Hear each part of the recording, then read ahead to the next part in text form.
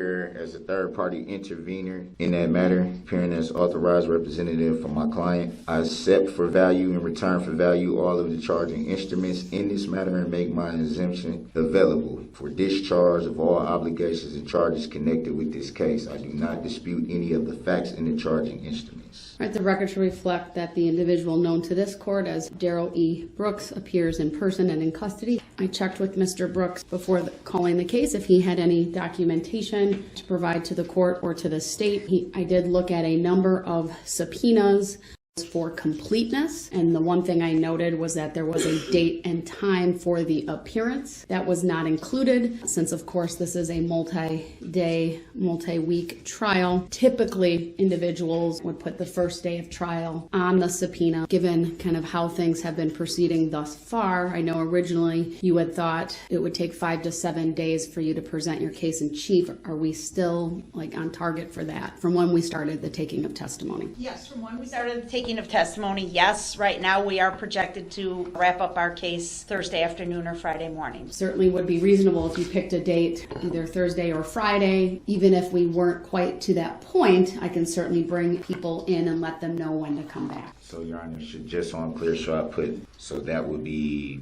roughly the 13th or 14th? I didn't look very close to the names and whether you had addresses, but you should put in their last known address or other information as to where these people can be served if you know. I was going to mention that too. That's kind of problematic because a lot of them, their addresses are not stated in the paperwork, so I don't Are all of these individuals referenced in the paperwork that you've reviewed? Yes, they are. Attorney Opper, you'd be able to look at that and perhaps assist with that information? Yes, to the best of my knowledge, everyone's address is somewhere in the paperwork, but yes. The other omission I noted, I will direct my clerk with your approval to put today's date for the date that these are all signed by the clerk of court's office, okay? Is that a yes? I thought I saw you shake your head yes. I just want to confirm for the record. Okay. I mean, it's just a lot of this that I expressed last week that I wasn't really sure how to get done. So whatever assistance, greatly appreciated. Madam Clerk is directed to put in the date at the top left. I'll keep a copy for the court's record, give you a copy, and then we'll give the originals to the state so they can look over them and then tell us if there's any issue with trying to get them served. But I need to get that to them this morning with your approval so they can let us know if there are any issues. Do you agree to that, sir? Yeah, I just got to put the dates in then, correct? Yes, it would be fine if you did Friday morning. I mean, even if the state got done a little bit early on Thursday afternoon or something and we in theory had time to call a witness, I'm happy to just go to the next morning so that it's clear. What should I put for the time? 8:30. Madam Clerk is copying those subpoenas so that the court has a copy, Mr. Brooks has a copy, and then the originals go to the state to review and assist with service. I do want to address Exhibit 6. This is the 6-minute squad cam and audio footage from Officer Phillips. After I went back into chambers to review that, I did note what Mr. Brooks had said, but it's a pretty clear reference to one of the incidents that is the subject of a prohibition by this court related to other acts. I was inclined to strike that exhibit and so advise the jury, but I would give the parties an opportunity if they had any arguments on that to address that this morning. So since the state offered it and there is that violation, I'll turn to the state. Previous occasions where we had watched that video, we did not catch that. However, that being said, Your Honor, I think it's a clear reference to the other acts only if you know there's other acts. Truthfully, I think it's a vague and ambiguous statement.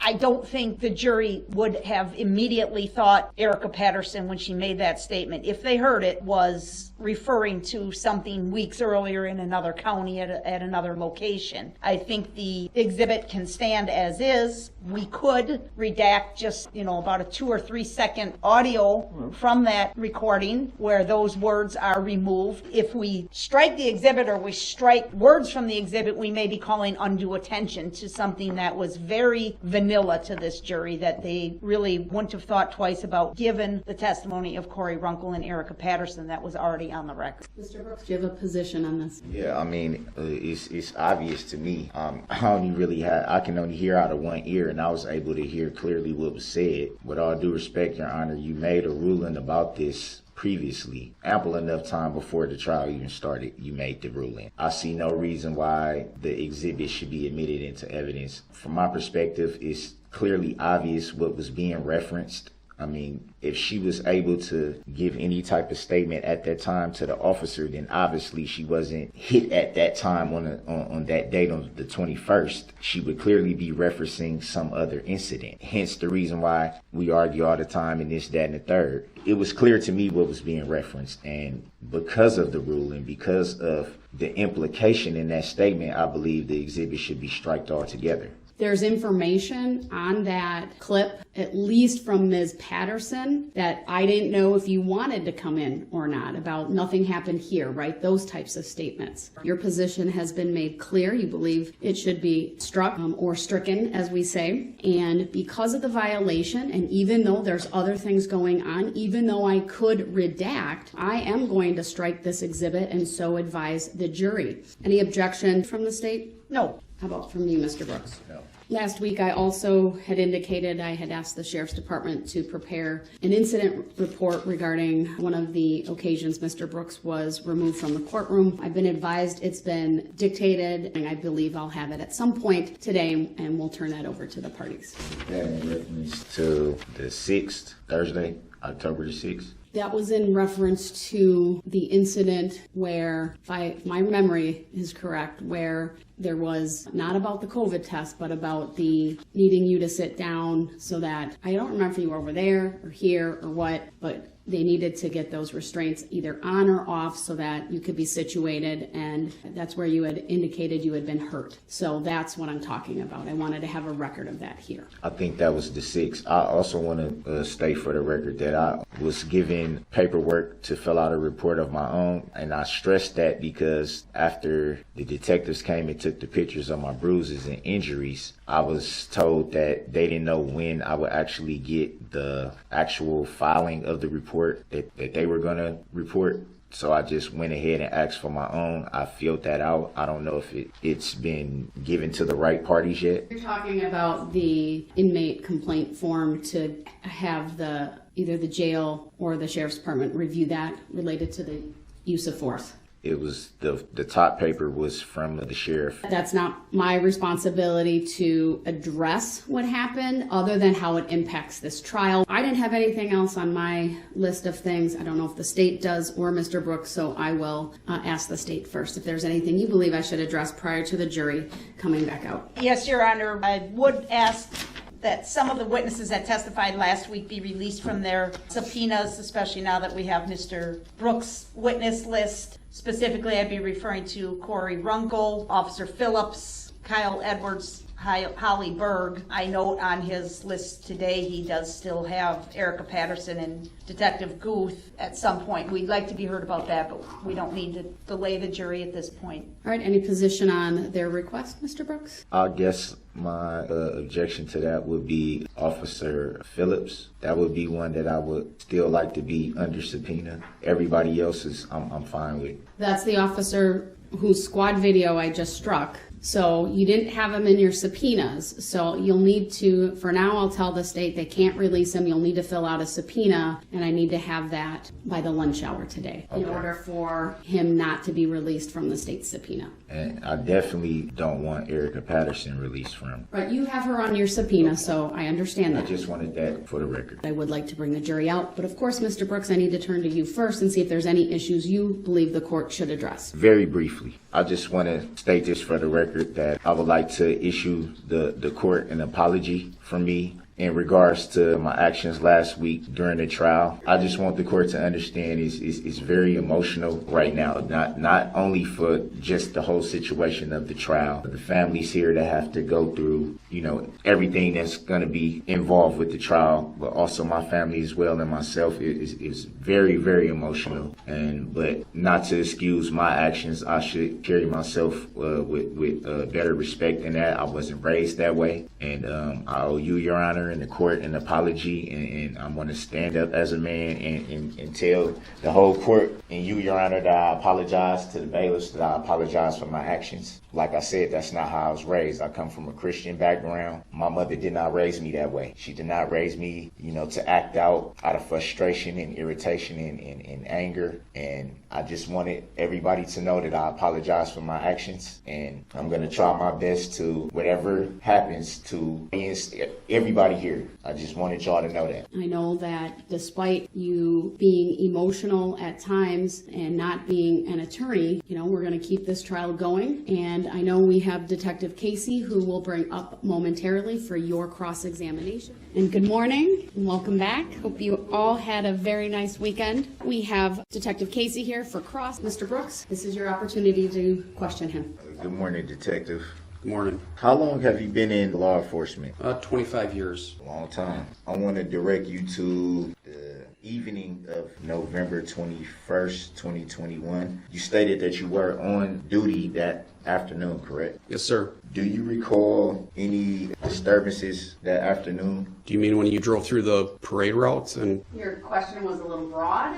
Why don't you try to narrow down the time frame so he can answer that more specifically? Roughly around the time of maybe 4:30ish p.m. Yes, I do. Do you remember what you can recall? Do I remember if I can recall? Do you remember the disturbance you recall? Yes, I do. Would you state what that is? What that was, rather? I heard a horn beeping, and then a Ford Escape came through the parade route, and you drove past me and wouldn't stop, and you continued driving into the parade route. Who is you? Darrell Brooks, the defendant, seated at the table. Let the record reflect that I do not identify by that name, nor do I know anybody by that name. So you heard a horn beeping. Yes, Was it coming from the vehicle that you tried to stop? I believe that it was. You stated that you've been in law enforcement for 25 years. That's a long time. So it would be fair to say that you operate a motor vehicle pretty much every day. Would that be fair to say? Yes, I operate a motor vehicle almost every day. Would it be also fair to say that you would only beep your horn in a motor vehicle if you were trying to alert someone to your presence? I think that could be a fair statement. Would it be also fair that you would beep your horn to avoid any danger? There could be many reasons why a person is beeping their horn. Would one of those reasons be to avoid danger? Could be, yes. Do you recall if you were able to see who was operating the vehicle you attempted to stop? Yes, I was. And can you recall a description of the operator of the vehicle you attempted to stop? He was light-skinned, black male, had some light facial hair. Is that all you recall? That is what I recall. Do you recall what they were wearing? No, I do not. So you were able to get a description of how the operator of the vehicle looked, but not what they were wearing? That is correct. Do you recall how fast the vehicle was going at the time you attempted to stop it? I believe the vehicle was going about 3 to 5 miles an hour when I tried to stop the vehicle, and it continued on past me. Would it be fair to say that 3 to 5 miles an hour is not very fast? I think it's very fast when you're in a parade route, when there's hundreds of people marching in the road, and a police officer is standing in front of your car, pounding on the hood, trying to get the vehicle to stop. I'd say that that's too fast. Any speed is too fast on a parade route when you have all those people in the roadway. The car should not have been there. That wasn't the question, but thanks for the commentary. Would it be fair to say that that's not a very fast speed? Objection, asked and answered. Sustained. Do you recall if the operator of the vehicle that you gave a description of had any hair on their head? I do not recall seeing the operator's hair that day. So it would be fair to say you don't know if they had long hair, short hair, anything of that nature? That is correct. Do you recall testifying at the preliminary hearing in this matter? Yes, I do. Can you recall what you said when asked a description of the driver of the vehicle you attempted to stop? I don't recall word for word what I said. Do you recall being asked the question? I would think that I was, but I don't recall the exact words that I used. Do you recall saying that the operator of the vehicle you attempted to stop had short hair and a short dark beard? I'm not sure what the context is, but I don't recall saying that the person had short hair. The context was the question of, did you get a description of the driver of the vehicle you attempted to stop? I guess I'm not sure when you're speaking of, because was that when I saw the car or when we saw the vehicle after what witnesses said? It seems like I'm not sure exactly the time period that So you're are we asking. talking about what witnesses said or what you actually saw? Correct, that's what I'm confused about. Well, you just said that you recall being asked at the preliminary hearing that you testified at a description of the operator of the motor vehicle. Would that be fair to say? I don't understand your question. I think it's very clear. You testified at the preliminary hearing in this matter, correct? Yes, I did. And were you not asked a description of the operator of the motor vehicle that you attempted to stop? I believe my testimony was at the preliminary hearing that I did not see person's hair, if that's the specific time that you're speaking of. I have a portion of that preliminary hearing that you testified at with your words right here. Mr. Brooks, what page are you at? I am at page 17. You were asked, could you see anybody inside the vehicle? Your answer was, at that point, I could not see the person real clearly, but as the vehicle continued pushing through me, I was, pause, my position changed to the side of the vehicle where I was directly outside the driver's side window, and I could see inside of the window and I could see the driver very clearly. Would that be fair to say that those are your statements? Yes, sir. Could you or could you not see the driver clearly? Your question is if I could see him clearly. Yes, I could see him clearly. So why would you state that you couldn't see him clearly when asked the question? I think you're asking about his hair. No, I asked about his hair before. This is a different question. Could you ask your question again, please? You just stated that you could see the driver clearly, correct? Correct. But you also said that you couldn't see the driver clearly, correct? Objection, that's a misstatement. Grounds. I'm going to sustain the objection, and then if you would please rephrase. I think it comes down to at what point in time in the contact with the SUV are you referring? At any time. At any time, could you see the driver clearly? At any time during your attempt to stop the vehicle? Yes, at any time I could see the person clearly that was driving. The entire time you attempted to stop it, you can clearly see the driver of the vehicle. Well, at one time you asked any time, and then you asked the entire time, so I don't understand. Just a second. Did you observe the vehicle strike anyone when you attempted to stop it? No, I did not. Did you see the vehicle strike anybody before it approached you? No, I did not. Would it be fair to say that there were hundreds of people present at the time that you attempted to stop the vehicle? Yes, there were hundreds of people there. And you saw no one struck by the vehicle? That is correct. Did you see if anyone else was, could you see rather, if anyone else was in the vehicle? I did not see anybody else in the vehicle when it passed my location. Do you recall there being any tinted windows to the vehicle you attempted to stop? I do not recall the passenger front or the passenger rear being tinted. I believe that the rear windows on the SUV were tinted. So it would be fair to say that from your vantage point, you wouldn't be able to see the entire seating of the vehicle you attempted to stop? Objection, that's a misstatement. Grounds. Overruled. Could you re-ask the question, please? Would it be fair to say that because of the tint to the rear windows that you cannot visibly see the seating of the vehicle that you attempted to stop? I did not see anybody in the vehicle. I don't think that the tint had any reasons for me not to be able to see in. So it would be fair to say that you could clearly see the seating of the vehicle you attempted to stop, front, passenger, and back seat. From the limited view that I had, I thought that I could see it. Even though you just said that the rears were tinted. I believe that it's the far back windows in the passenger compartment that were tinted, not the passenger windows, from my memory. So it would be fair to say you can recall every window that was tinted on the vehicle that you attempted to stop.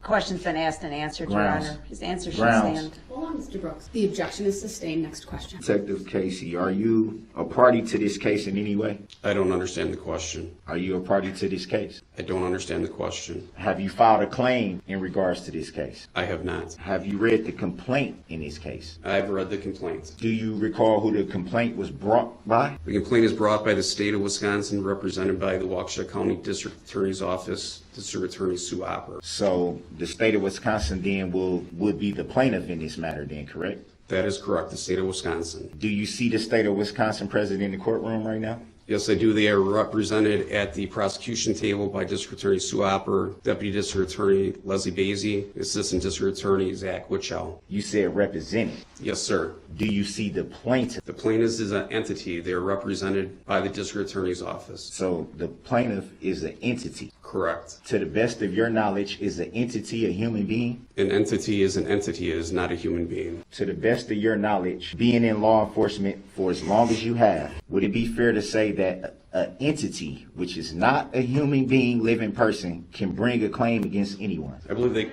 Object, Your Honor, to the Grounds. relevance. Grounds. Hold on, let her get her objection out, okay? I mean, I've tried to be patient, but these questions really have no bearing on this. The objection is sustained on relevance grounds. Have you ever had any interaction with the plaintiff in this matter? Objection, irrelevant. Grounds. Sustained. How long have you known the plaintiff in this matter? Objection. Grounds. Let her get her objection out, Mr. Brooks. It's sustained on relevance grounds. Well, I do respect, Your Honor. I think that those are valid questions to the matter. Mr. Brooks, they've been sustained. Next question. Just so we're clear for the record, you did hear the vehicle that you attempt to stop blow numerous times. Blow its horn. Yes, I heard the horn blowing as it was approaching my position. Would it be fair to say that that would indicate that the vehicle was trying to alert people to its presence? Objection calls for speculation. Grounds. Sustained. Just 1 second. So would it be fair to say that the beeping of the horn was coming from the vehicle that you attempted to stop? Objection asked and answered. Grounds. It has been asked and answered. One last time. He may answer, though. Go ahead. The objection's overruled. I believe that it was coming from the vehicle that was coming to my position, the Ford Escape. I want to refer you again to page 15. It is from your testimony at the preliminary hearing. With Your Honor, that's improper because Detective Casey does not have the testimony transcript in front of him. The district Grounds. attorney is correct. This witness does not have the transcript in front of him. So would that render him unable to recall what he testified to? I don't know. You have to ask him that. That's what I was attempting to do, Your Honor. I apologize. So just so I'm clear, am I allowed to read from this or no? Just ask your question. From the best of your knowledge, do you recall stating in your testimony at the preliminary hearing that it was in fact the vehicle you attempted to stop that was blaring its horn? Objection, that's not what the Grounds. transcript says. Grounds. And it's been asked and answered. Sustained. Were you injured in any way attempting to stop the vehicle? I was not injured when I was trying to stop the vehicle. What did you do after attempting to stop the vehicle? I first got on my radio and advised the other units that were in the parade route that red Ford Escape had went past my position. I requested additional squads be sent 1039, which means red lights. I began running after the Ford Escape, but the vehicle sped up to a speed that I couldn't keep up with it until it hit the next position. Reading from the transcript, page 18. Do you recall us making a statement? Initially, it's sort of what you just said. Initially, I began chasing after the vehicle to try to get it to stop. And as I was following behind the vehicle, I could see that it was on the north side of the roadway, at times beeping its horn. Would that be fair to say that you made that statement? That is a fair statement. So even after you attempted to stop the vehicle, you still observed the vehicle beeping its horn? I heard the vehicle beeping its horn after it passed me. No further questions, Your Honor. Any redirect? Yes, just briefly, permission to put up Exhibit 120. You've been asked here today several questions from Mr. Brooks about what you saw as the vehicle passed you. Is that correct? Objection. I do not consent to being called that name, and I do not know the person that you refer to.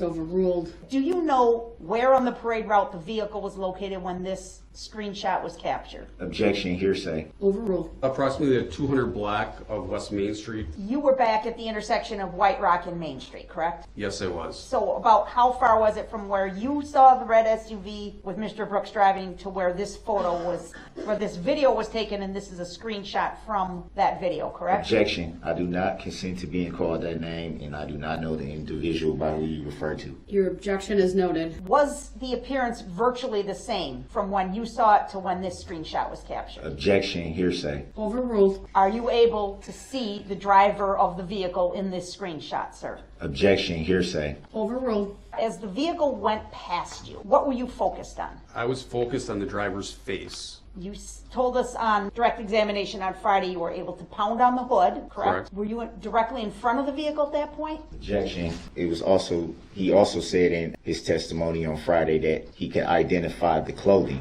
He specifically said what the color of the You're clothing attempting was. to testify. That's not a proper objection. As to the specific objection, it's overruled. Where were you positioned when you were pounding on the hood of the SUV? Objection. Overruled. And by that, I don't mean the street, I mean where on the car. I was directly in front of the vehicle. Did you have to step out of the way to avoid being struck? Objection. Hearsay. Overruled. What was the driver doing as it passed? Objection. Irrelevant. As he passed you, I should. Overruled. Objection. I do not consent to being called he. Did the driver make any effort to pull over or pull off the parade route at that spot? Objection. Hearsay. Overruled.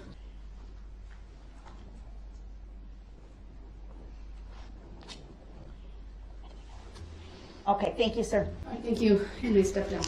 State may call its next witness. The state would call Officer Bryce Buttrin. Go ahead, your witness. Sir, how are you currently employed? As a police officer with the City of Waukesha Police Department. Were you on duty on the date of November 21, 2021? Yes, I was. I was assigned to a traffic control post for the annual holiday parade. Were you just watching the parade and monitoring the people? Correct. At some point, did something unusual occur? Yes, there was radio traffic that there was a vehicle that was entering the parade route. When you heard that information about a car entering the parade route, what did you do? I unholstered my firearm and stood and began walking out into the road on East Main Street, trying to get the attention of the driver to divert them off the parade route. The vehicle was traveling on the north side of Main Street. It was honking its horn, and I estimated the speed to be traveling at approximately 25 miles per hour. I had raised my left hand and was telling the vehicle to stop, and the vehicle was ignoring what I was doing. Were you able to see the driver of the vehicle as it went past you? I remember the driver to be a male black wearing a gray or white shirt and appeared to be wearing a hat or have their hood up. Would you say you got a good look at the driver's face?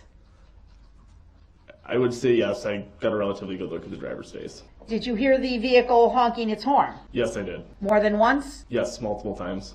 Are you able to estimate the speed of the vehicle as it went past you? Objection. Hearsay. Overruled. I estimated the vehicle to be traveling at approximately 25 miles an hour at that time. Did you continue to watch the vehicle as it went past you? Objection. Irrelevant. Overruled. I had watched the vehicle and I began to chase after it. Were you saying anything at that time? Objection. Irrelevant. Overruled. At any point did you see the vehicle just pull over to the side of the road and stop? Objection. Hearsay. Overruled. After you saw the SUV strike other human beings, did you see the driver stop, pull over, and check on those persons? Objection. Irrelevant. Overruled. No, I did not. The vehicle continued. Was the driver of the SUV still honking the horn? Objection. Hearsay. Overruled. I'm going to show a couple videos to you, okay? First, I'm going to ask for exhibit number 16 to be put on preview mode. Do you recognize this video clip, sir? Yes, I do. Move to admit and permission to publish, Your Honor. Objection. We haven't seen the entire video yet.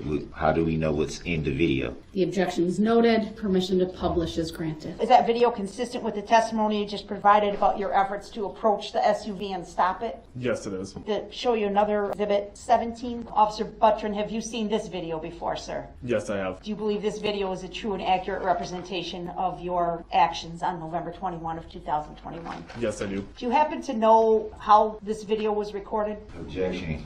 Or It's from what relevant. camera? You're right, it's a vague question. From what camera this video was recorded? Objection. Relevant. Overruled. For the squad car that I was operating that night, yes. Move to admit number 17 and permission to publish. Objection. Actually, it's 4 seconds that was played, and we still aren't clear of the relevancy of this video. Your objections are noted. Overruled. Before we play it, can you circle yourself in the video? All right, and next to you, it looks like there's a person in a yellow vest that reads police. Is that correct? Objection. We're referring to the officer giving testimony, not the officer that's present with them. Overruled. That'll be Officer Schneider. What's the crossroad here again, if you could just remind us? Objection. We'll start on the south side of the street. The objections noted. It's overruled. All right, Officer Buttrin, again, not a 100% clear shot, but you could see you making your way around the front of that white pickup truck, correct? Correct. You were not able to catch up to the SUV, correct? No. But again, as you've previously testified, the SUV had not stopped anywhere along that route, correct? Objection. Already asked this question, and it was answered already. Overruled. As you were running down the route, did you encounter people who had been struck and injured? Objection. Already asked question. Overruled. At some point much later in the night, are you aware that the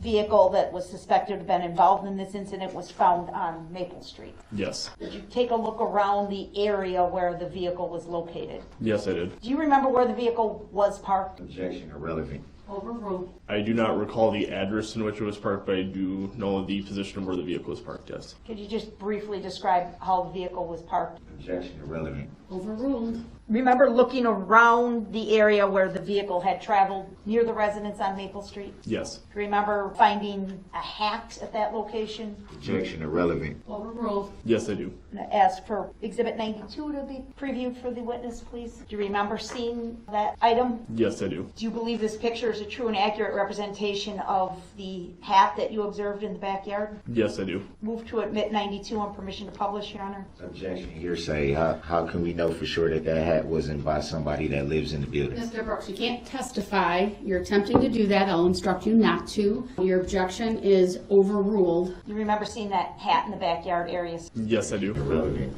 Officer Butchrin, the videos that we saw, Exhibits 16 and 17, I asked you about that side road. Were there any barricades at that location, sir? Objection, hearsay. Overruled. There were 3 barricades. And did they fully block the roadway at that location? Yes. If Mr. Brooks had wanted to leave the parade route, would he have been able to get out at that location? Objection, I do not consent to that name, or nor do I know any individual by that name. Your objection's noted. Yes, it would have been a reasonable exit point. Would there have been anything other than those plastic barricades that would have blocked his exit from the parade at that spot? Objection, hearsay. Not hearsay, it's overruled. No, the only thing that would have been struck was the plastic barricade. Thank you. Those are all my questions, sir. You may ask this witness questions, Mr. Brooks. Yes. Officer, is it Butchrin? Correct. Good morning, officer. You stated that you had got, or you heard, a radio call of a knife fight in Frame Park. That is correct. Did you ever at any time follow up or go to Frame Park to investigate the said knife fight? No, I did not. Did you learn any initial information about the said fight? No, I did not. Do you know who reported the knife fight? No, I do not. So you also stated that you heard the vehicle that was approaching honking its horn multiple times. Is that correct? Yes. To the best of your knowledge, what would be a reason that someone operating a motor vehicle will honk their horn? Objection, speculation. Overruled. You may answer. There are multiple reasons why a vehicle would do that. Can you give any specific reason? To alert people or vehicles in the area that there's a vehicle coming. And you also stated that you didn't see anyone struck when while the vehicle was approaching you? Between the area that I observed the vehicle and Northwest Barstow Street, I did not see anybody struck, no. Would it be fair to say that you also didn't see the vehicle target anyone? Objection, speculation. Calls for speculation on the part of the witness. You can rephrase your question. Did the you way it was see- asked calls for speculation. While the vehicle was approaching you, you stated that you saw it maybe 200 feet away, I think is what you said. Would that be fair to say? Yes. Did you see the vehicle actively targeting anyone to strike them? Same objection. Sustained as to the form of the question. What would you estimate the population was right at what was shown on the video? Was it hundreds of people, dozens of people, right in the general area that you were? I would estimate there's probably several hundred people in that area. And you saw no one struck? Objection, vague. Can you rephrase, please, just to be specific? Out of the hundreds of people that were in your general area, you didn't witness anyone being struck by the vehicle? Not initially. You also stated that there were barricades in the general area that you were? Yes. Were they off to the side? Were they in front of you? Where were the barricades located? Buckley Street and on Northeast Avenue. Would it be fair to say that those were the side streets coming into the main street? Yes. So would it be fair to say that a vehicle that was on the parade route would have to go down one of those side streets that was barricaded off to exit the parade route? Yes. And from your perspective, would a vehicle that was on a parade route know that they can exit from those areas that were barricaded? Objection, speculation. Sustained. Were you injured in any way by the vehicle? No. And in the video was pretty short video. Would it be fair to say that the vehicle passed you relatively quickly? Yes. And you were able to get a look at the operator of the vehicle as quickly as it passed you? Yes. Did you notice any tinting to any of the windows on the vehicle? No. So you were able to see inside of the vehicle pretty clearly? Yes. Did you get a description of what the operator of the vehicle was wearing? Yes. You stated that the operator of the vehicle was wearing a hat. Would that be fair to say? The operator of the vehicle appeared to be wearing a hat or have their hood up. If you got a clear description of the operator of the vehicle, wouldn't you know if it was a hat or a hood? Objection, argumentative. Grounds. Sustained. Rephrase your question. Would the vehicle had been moving too fast for you to clearly see if the driver had anything on their head? No. About how fast would you estimate that the vehicle was traveling when it passed you? Approximately 25 miles per hour. About how fast would you estimate the vehicle was traveling when it was approaching? Approximately 25 miles per hour. Were you able to hear the vehicle honking before it approached you or when it came upon you? I was able to hear the vehicle honking before it approached me. Did you hear the vehicle honk after it had passed you or came in contact with you? No, I did not. Would it be fair to say that the video shows that you can clearly let me rephrase that. Would it be fair to say that the video that was shown, you can clearly hear the vehicle honking? No. Can we play the video again for the witness? You want it? Which one? Which video? Exhibit 17. The squad video? That's the one you're requesting, the squad video? Yeah, Exhibit 17. All right, permission Whatever to is publish exhibit. and show is granted.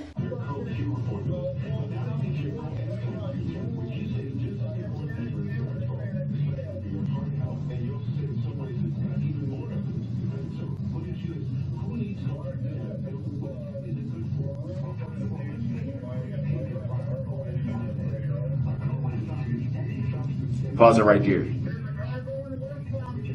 So at the time, we see you running over to where this white, I think that's a pickup truck. Is that you? Yes. At that time, had you heard the vehicle honking? I don't recall. What prompted you to move so quickly to jog towards the area that you were jogging to? The radio traffic that I had heard. So at that time, did you see a vehicle approaching? Wait, I still want to play that. At that time, did you see a vehicle approaching? From my position here, I don't know exactly when I had observed the vehicle. Continue playing.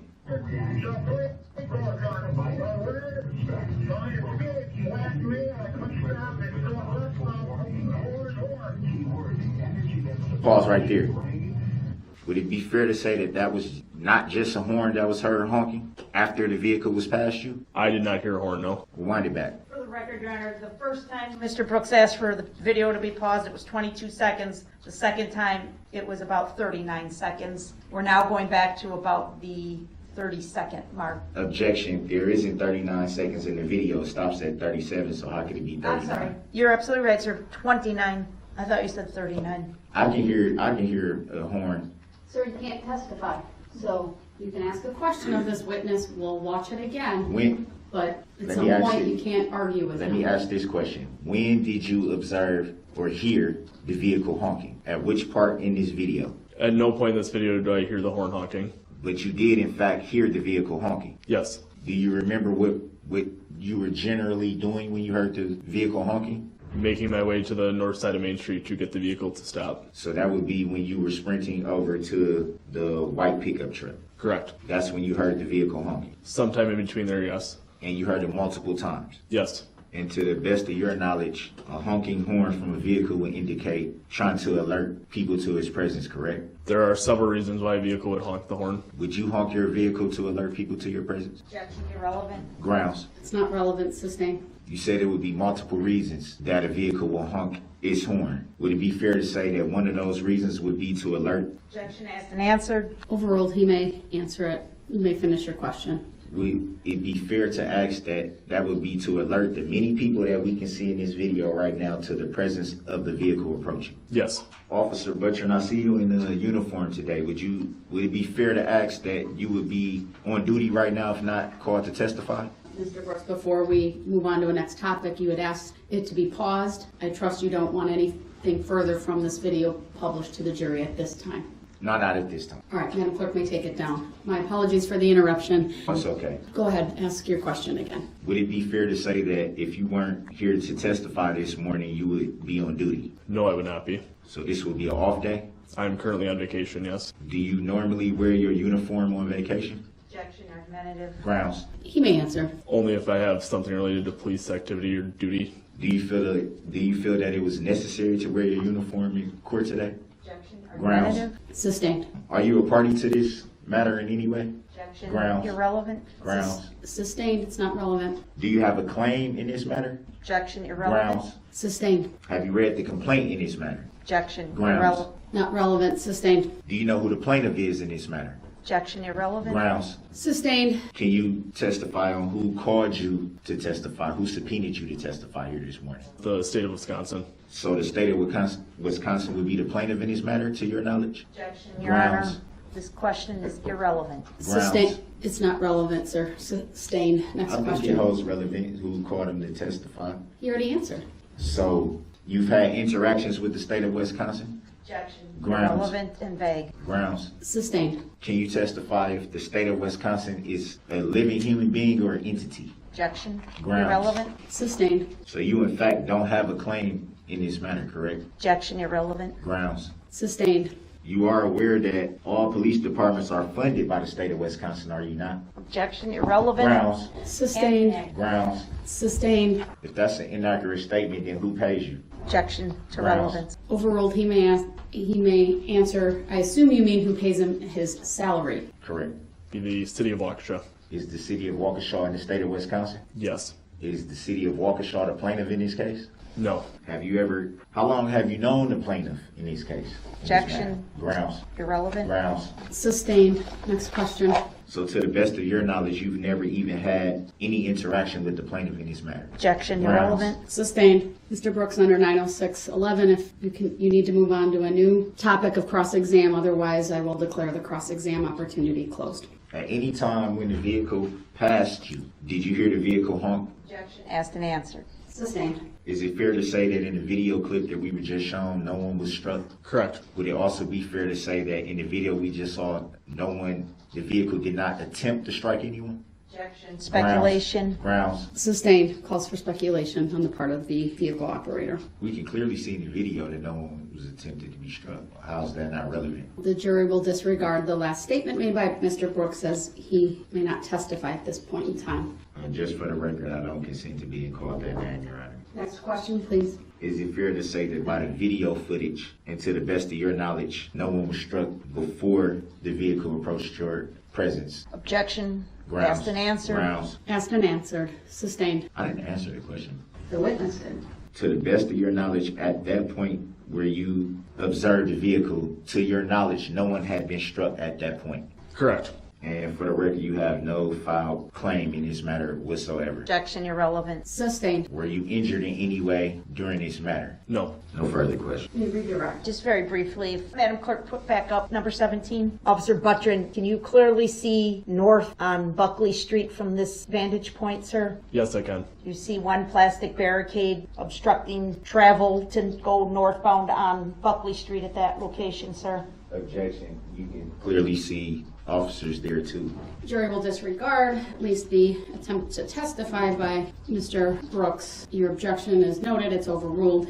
I am going to ask the exhibit be replayed in its entirety with no one talking so we can all listen to hear if the horn is honking.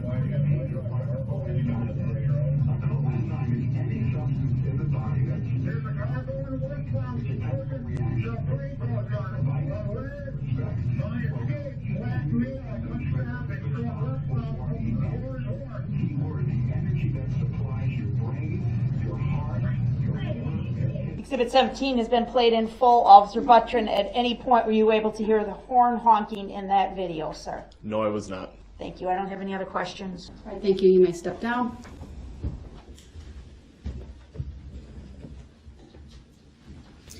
All right, this will be a good stopping point for our mid-morning. We are back on.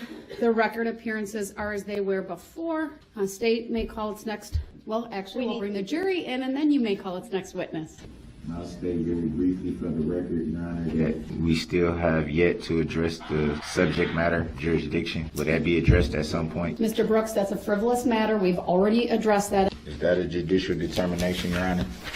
That you want to address the subject matter jurisdiction? The record stands, Mr. Brooks. Would a verified statement of particulars by affidavit be addressed, Your Honor? Is that a type of agreement, Your Honor?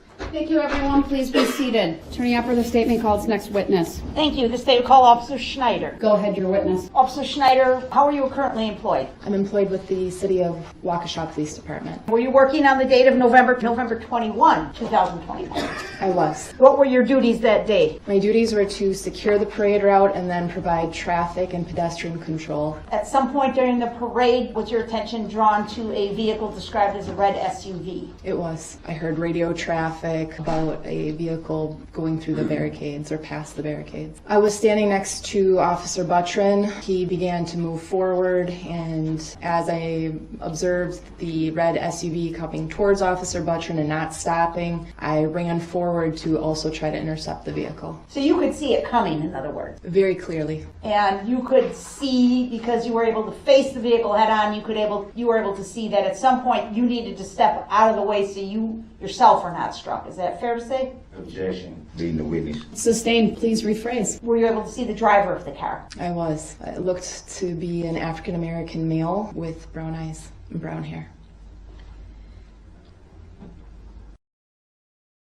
Are you able to estimate speeds at this location? Objection. Hearsay. Overruled. From 30 to 40 miles per hour. I'd like to show exhibit number 18. Is exhibit 18 a true and accurate representation of your actions involving the red SUV on 11/21 of 21? It is. Move to admit and permission to publish 18. Any position, Mr. Brooks? Objection. What's the relevancy of the video? The objection is noted. It's overruled. We're going to play this video in its entirety.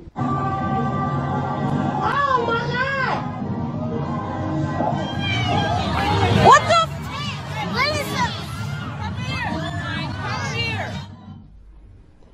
Again, is that the moment where you ran up to the SUV and tried to stop it? It was. You didn't see the SUV actually strike anybody, correct? I did not. When you heard the screaming and heard of the report of problems to your west, what did you do? Objection. Hearsay. Overruled. I was trying to get people out of the roadway. I was stopped by numerous people who said that their children had potentially been nicked. The worst one was a adolescent female that was laying in the road with her family around her. Do you know the first name of that adolescent female? Just Objection. Irrelevant. Overruled. I'm sorry, your answer may have been blocked by Mr. Brooks' objections. Please repeat it. Objection. I do not consent to that name, nor am I that person. Noted. Jesselyn. At some point, did you go further westbound on Main Street and try and tend to more individuals? I walked towards the direction of Mountaintop Coffee, and I was directed to stand guard over one of the deceased. Do you know the name of that person? I believed it was Virginia, but I learned later that she was misidentified. Who was it that you were standing guard over? Objection. Hearsay. Overruled. Could you tell which group or unit in the parade that deceased person was associated with?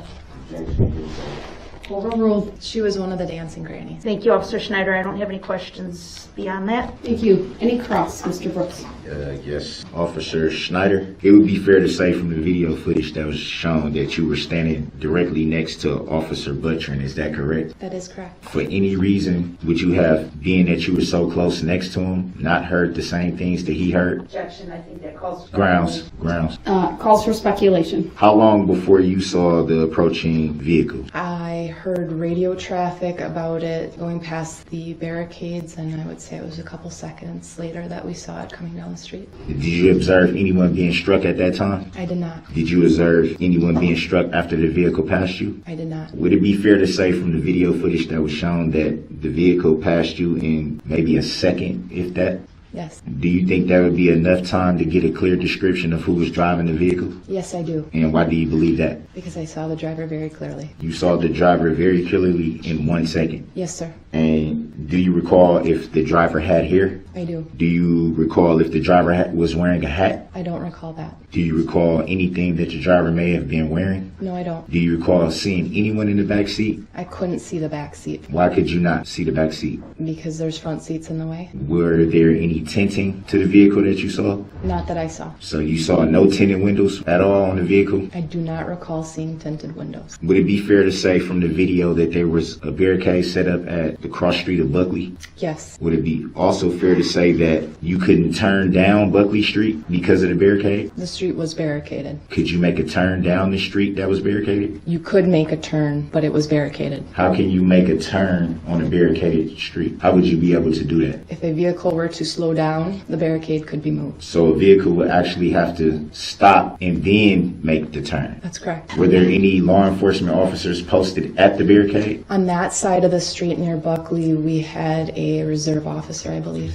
Do you recall if any one of those officers or officer attempted to stop the vehicle? I couldn't tell you. Was there any report of the officer that was standing at that barricade to stop the vehicle? Again, I couldn't tell you. So to the best of your knowledge, only you and Officer Butchern attempted to stop the vehicle? To the best of my knowledge, yes. And there were other officers present? The other individual who was present is not a sworn patrol officer. Were they law enforcement? No. Were they wearing any gear that may have identified them as an officer? I don't recall what that officer or that reserve officer was wearing.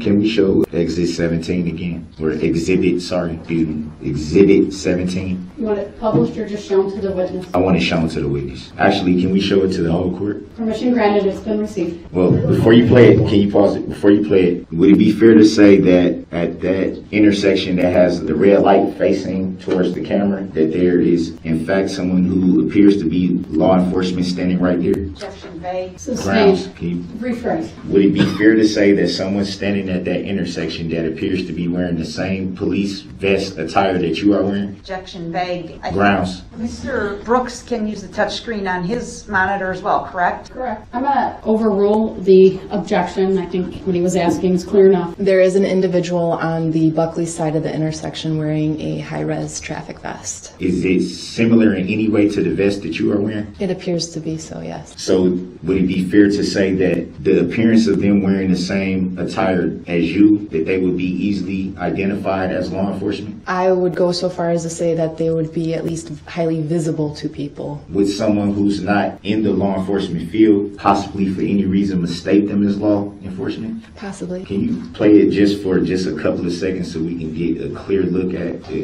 individual that I'm referring to? Exactly how many seconds, Mr. Brooks? I don't consent to being called that name, but maybe 2 or 3 seconds. Pause at the 3-second mark, Your Honor. Can you go back a second? Judge, it's not possible to jump back in 1 second increments. Go back to the beginning, please. Right there. Ask your question. Do you know that individual right there? I don't recall who that was, no. Did you see them at any time attempt to stop the vehicle or redirect the vehicle? I did not observe that myself, no. You can take the exhibit down. You're done with this exhibit? Yeah. Okay, thank you. You can take it down, ma'am. Can you put up exhibit 18 for the court? You just want this presented, not played at this moment? I'm probably going to play it too for the entire court. Do you want it played, Mr. Brooks? Do you have a question at this point? Yeah, I want it played, Your Honor, if I may. The whole thing? Yes, ma'am. All right, permission granted. Pause it right there. Would it be fair to say that that was just a horn that was heard? No, I don't hear a horn. You don't hear a horn. I do not hear a horn. Can we start that from the beginning? For the record, Mr. Brooks. Objection. I do not consent to being called that name, Your Honor, nor do I identify by that name. The defendant has asked the video to be stopped. He's requested that it be replayed. Are you going to have the whole thing replayed, or do you want it stopped again at 4 seconds? Maybe around that same point. I'll wait till you say stop then. Okay. We'll make a record of it. Go ahead. Oh my God! Pause it. What the?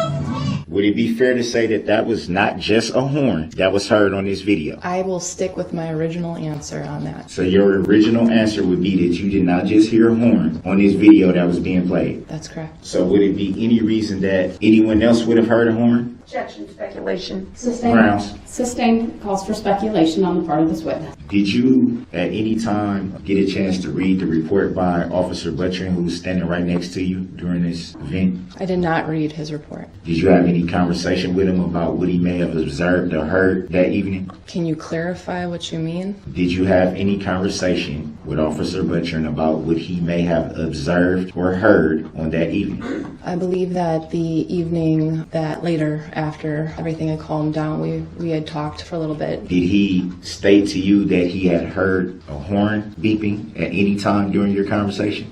Objection, hearsay, move to strike Grounds. question. Grounds. Sustained. Calls for hearsay. Do you recall what the conversation was about when you talked that evening? I can't recall specifics, no. Did you in any way talk about what had happened that evening at the parade? Yeah, it would be about the parade, but I can't, again, tell you specifics of what we talked about. You don't recall, I've already answered that. but you're sure that you had some talks about what you may have seen. Objection, repetitive. Grounds. Asked and answered. Sustained. Next question, please. Just so we're clear for the record, from your recollection, would it be fair to say that Officer Buttrin saw the approaching vehicle before you did? Objection, Grounds. speculation. Grounds. Sustained. It calls for speculation. At what point did you see the vehicle? Once it was past Officer Buttrin or before it had passed him? I saw the vehicle coming from the White Rock location, so it was before the vehicle had even approached Officer Buttrin's location. Any reason why you didn't move to attempt to stop the vehicle when Officer Buttrin did? Yes, we oftentimes in our line of work have people meaning no ill will, just disregard police barricades and other things. So initially I didn't know if the vehicle was being driven by somebody that was just simply distracted or lost or senile. I had no idea. So it would be fair to say that at the time you had no idea what was going on with the vehicle and why it was there. At the time, what I knew was that someone had radioed that a car had disregarded our barricades to keep the parade route closed off. And you heard this on the radio, correct? So yes. So did you hear a car or did you hear an SUV? I don't recall the exact words that were used. It was a vehicle. Would it be fair to say that you just said that you heard a car over the radio? I don't recall the exact words. Would it be fair to say that it is extremely hard to compare a car with an SUV? Objection, argumentative. Grounds. Sustained. Would you ever mistake a car in an SUV? Objection, argumentative. Overruled. She may answer. I think I'm pretty good at knowing the difference. So when you heard the radio call, were you expecting a car or SUV? I was expecting a vehicle, red in color, to be coming my direction. Would it be fair to say that you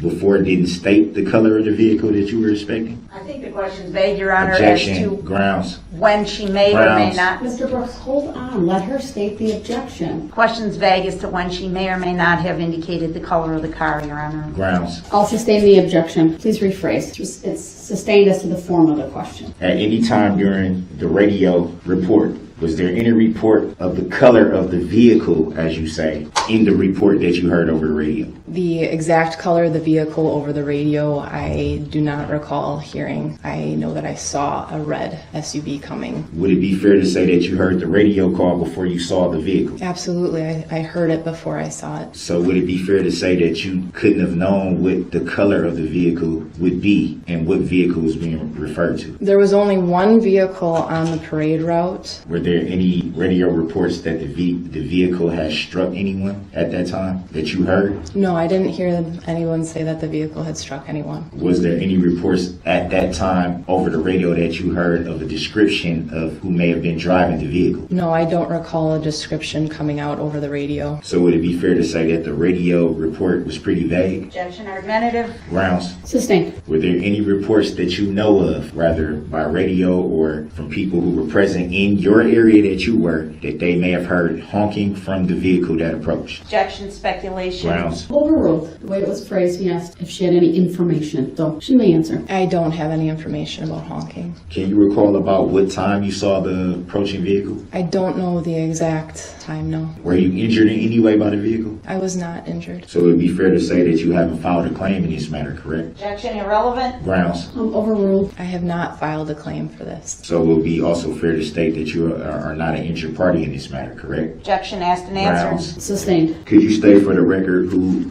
subpoenaed you to testify in this matter today? The state? And when you say the state, who are you referring to exactly? The state of Wisconsin? To the best of your knowledge, being in law enforcement for some time, have you ever had any interaction with the state whatsoever? Objection, Grounds. irrelevant, vague. Grounds. Sustained. Did you physically talk to the state about testifying here this morning? Objection, Grounds. vague and irrelevant. Grounds. Do you mean to ask her if she spoke with the DA's office? Did she speak to the plaintiff? Sustained. How long have you known the plaintiff in this matter? Objection, irrelevant. Grounds. Sustained. Have you read the complaint in this matter to your recollection? I believe I've skimmed it over. I haven't read it in its entirety. Would it be any reason why you didn't read the complaint in its entirety? Objection, irrelevant. Grounds. Sustained. Did you have any idea that you may be called to testify in this matter? I did see it as a possibility, yes. So it would be fair to say that if you knew that it was a possibility that you may be called to testify, would it be fair to say that it would be best to acquire all the knowledge that you can acquire before testifying? Objection, argumentative. Grounds. Sustained. Are you aware that all police departments are funded by the state of Wisconsin? Objection, irrelevant. Grounds. Sustained. If you weren't testifying here this morning, would you be on duty? Yes, I would be. Is that why you came in uniform? Yes, it is. So it'd be fair to say that right now you're on a clock. Yes, I am. Being paid by whom? By the city of Waukesha. Is the city of Waukesha in the state of Wisconsin? Yes, it is. Who funds the Waukesha Police Department? Objection, irrelevant.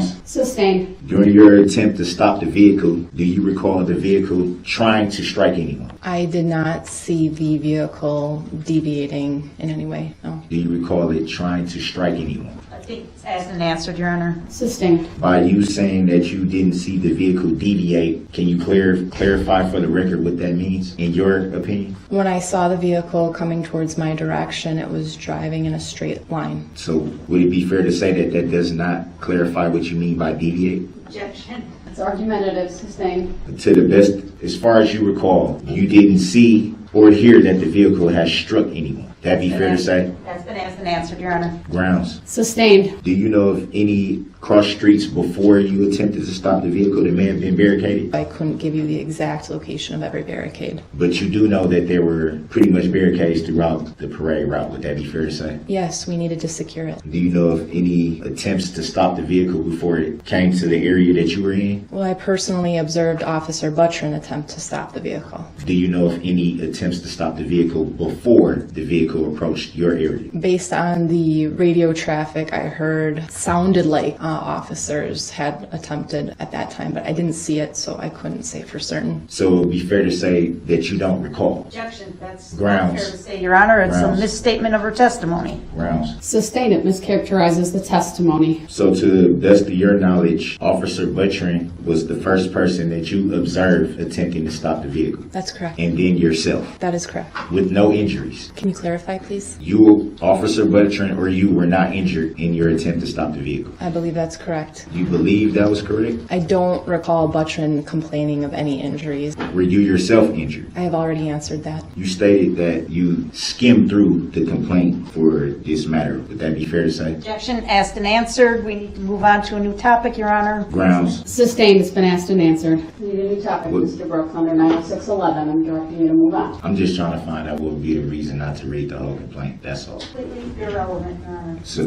grounds. There's no question. Did you hear of any incident at Frame Park? Objection. Asked and answered. I didn't ask this week. Overruled. You may answer. I did answer that earlier in my testimony. You may answer it again. I heard that there was a man-knife call, is how it came out. At any point that evening, did you follow up on that report? I did not. Do you, to the best of your knowledge, do you know if, are you aware of any officer following up on that report? The officers that were dispatched to that call, of which I don't recall who they were, would have been in charge of that. Did you learn any information about a knife being found? I did not. To the best of your knowledge, do you recall any domestic dispute coming over the radio? At what point in time? The evening during the parade, November 21st. I don't recall specifically the terms domestic being used over the radio in any way. No. To the best of your knowledge, do you recall a vehicle being found on Maple Street? Yes, I do recall. Did you respond there directly, or do you know if, well, let me take that back. Did you respond there directly? No, I did not. Do you recall what that report was saying over the radio? Objection. Vague. Grounds. Sustained as to the form of the question. It's also beyond the scope of the direct exam. Unless you have information she was involved in that. Mr. Brooks, move on. And what would you estimate the speed was of the vehicle you attempted to stop? Objection. Asked and answered. Sustained. I don't recall asking the speed. This witness has answered about speed multiple times, but if you wanted to state it again,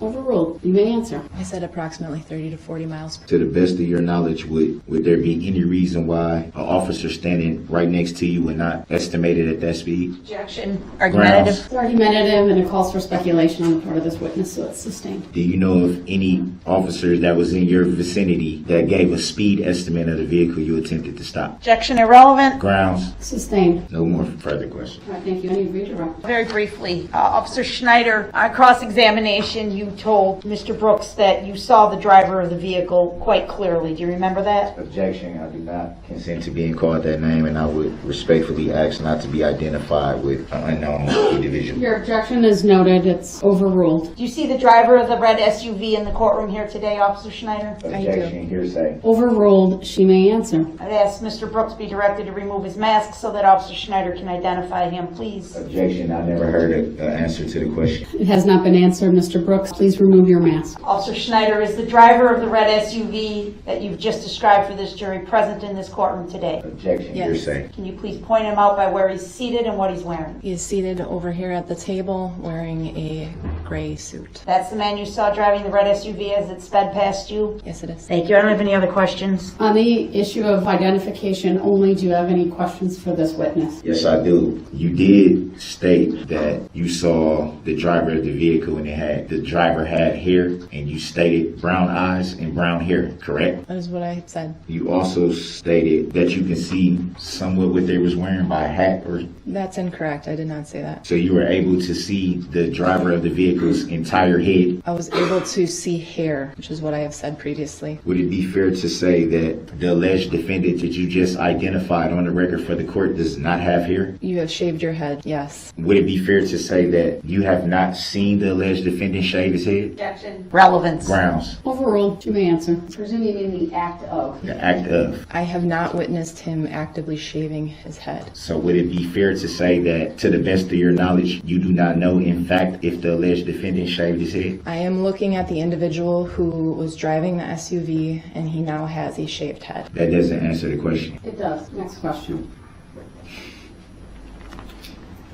And you stated eye color, correct? Yes. Can you see the alleged defendant's eye color from where you are sitting? I cannot. No further questions. Well, we're going to take our lunch break now. I think it's pretty clear. Want to redo, we'll give you, do you have new forms, Madam Clerk? Do you have any extras? I know we've given you a bunch, or do you need new forms? I really only brought the ones that I was required okay. to turn in That's today. okay. So. What we'll do is we'll make sure on the next available break, I'll have my clerk count off how many there are. We'll get them reprinted. I think they keep forms in the clerk's office. And then put the date on, and then you can fill them out again, and then we'll hand them back over to the state. Do you intend these subpoenas to be the equivalent of your witness list, or were you going to file something separately? I was intending for this to be my witness list. I think that would probably be easier. Any objection from the state? No, we understand. I think we've been given fair notice, Your Honor. Okay. I do have some other challenges on some of these subpoenas, not, again, that we need to necessarily address right now. But I would like to advise the court and the defendant that he's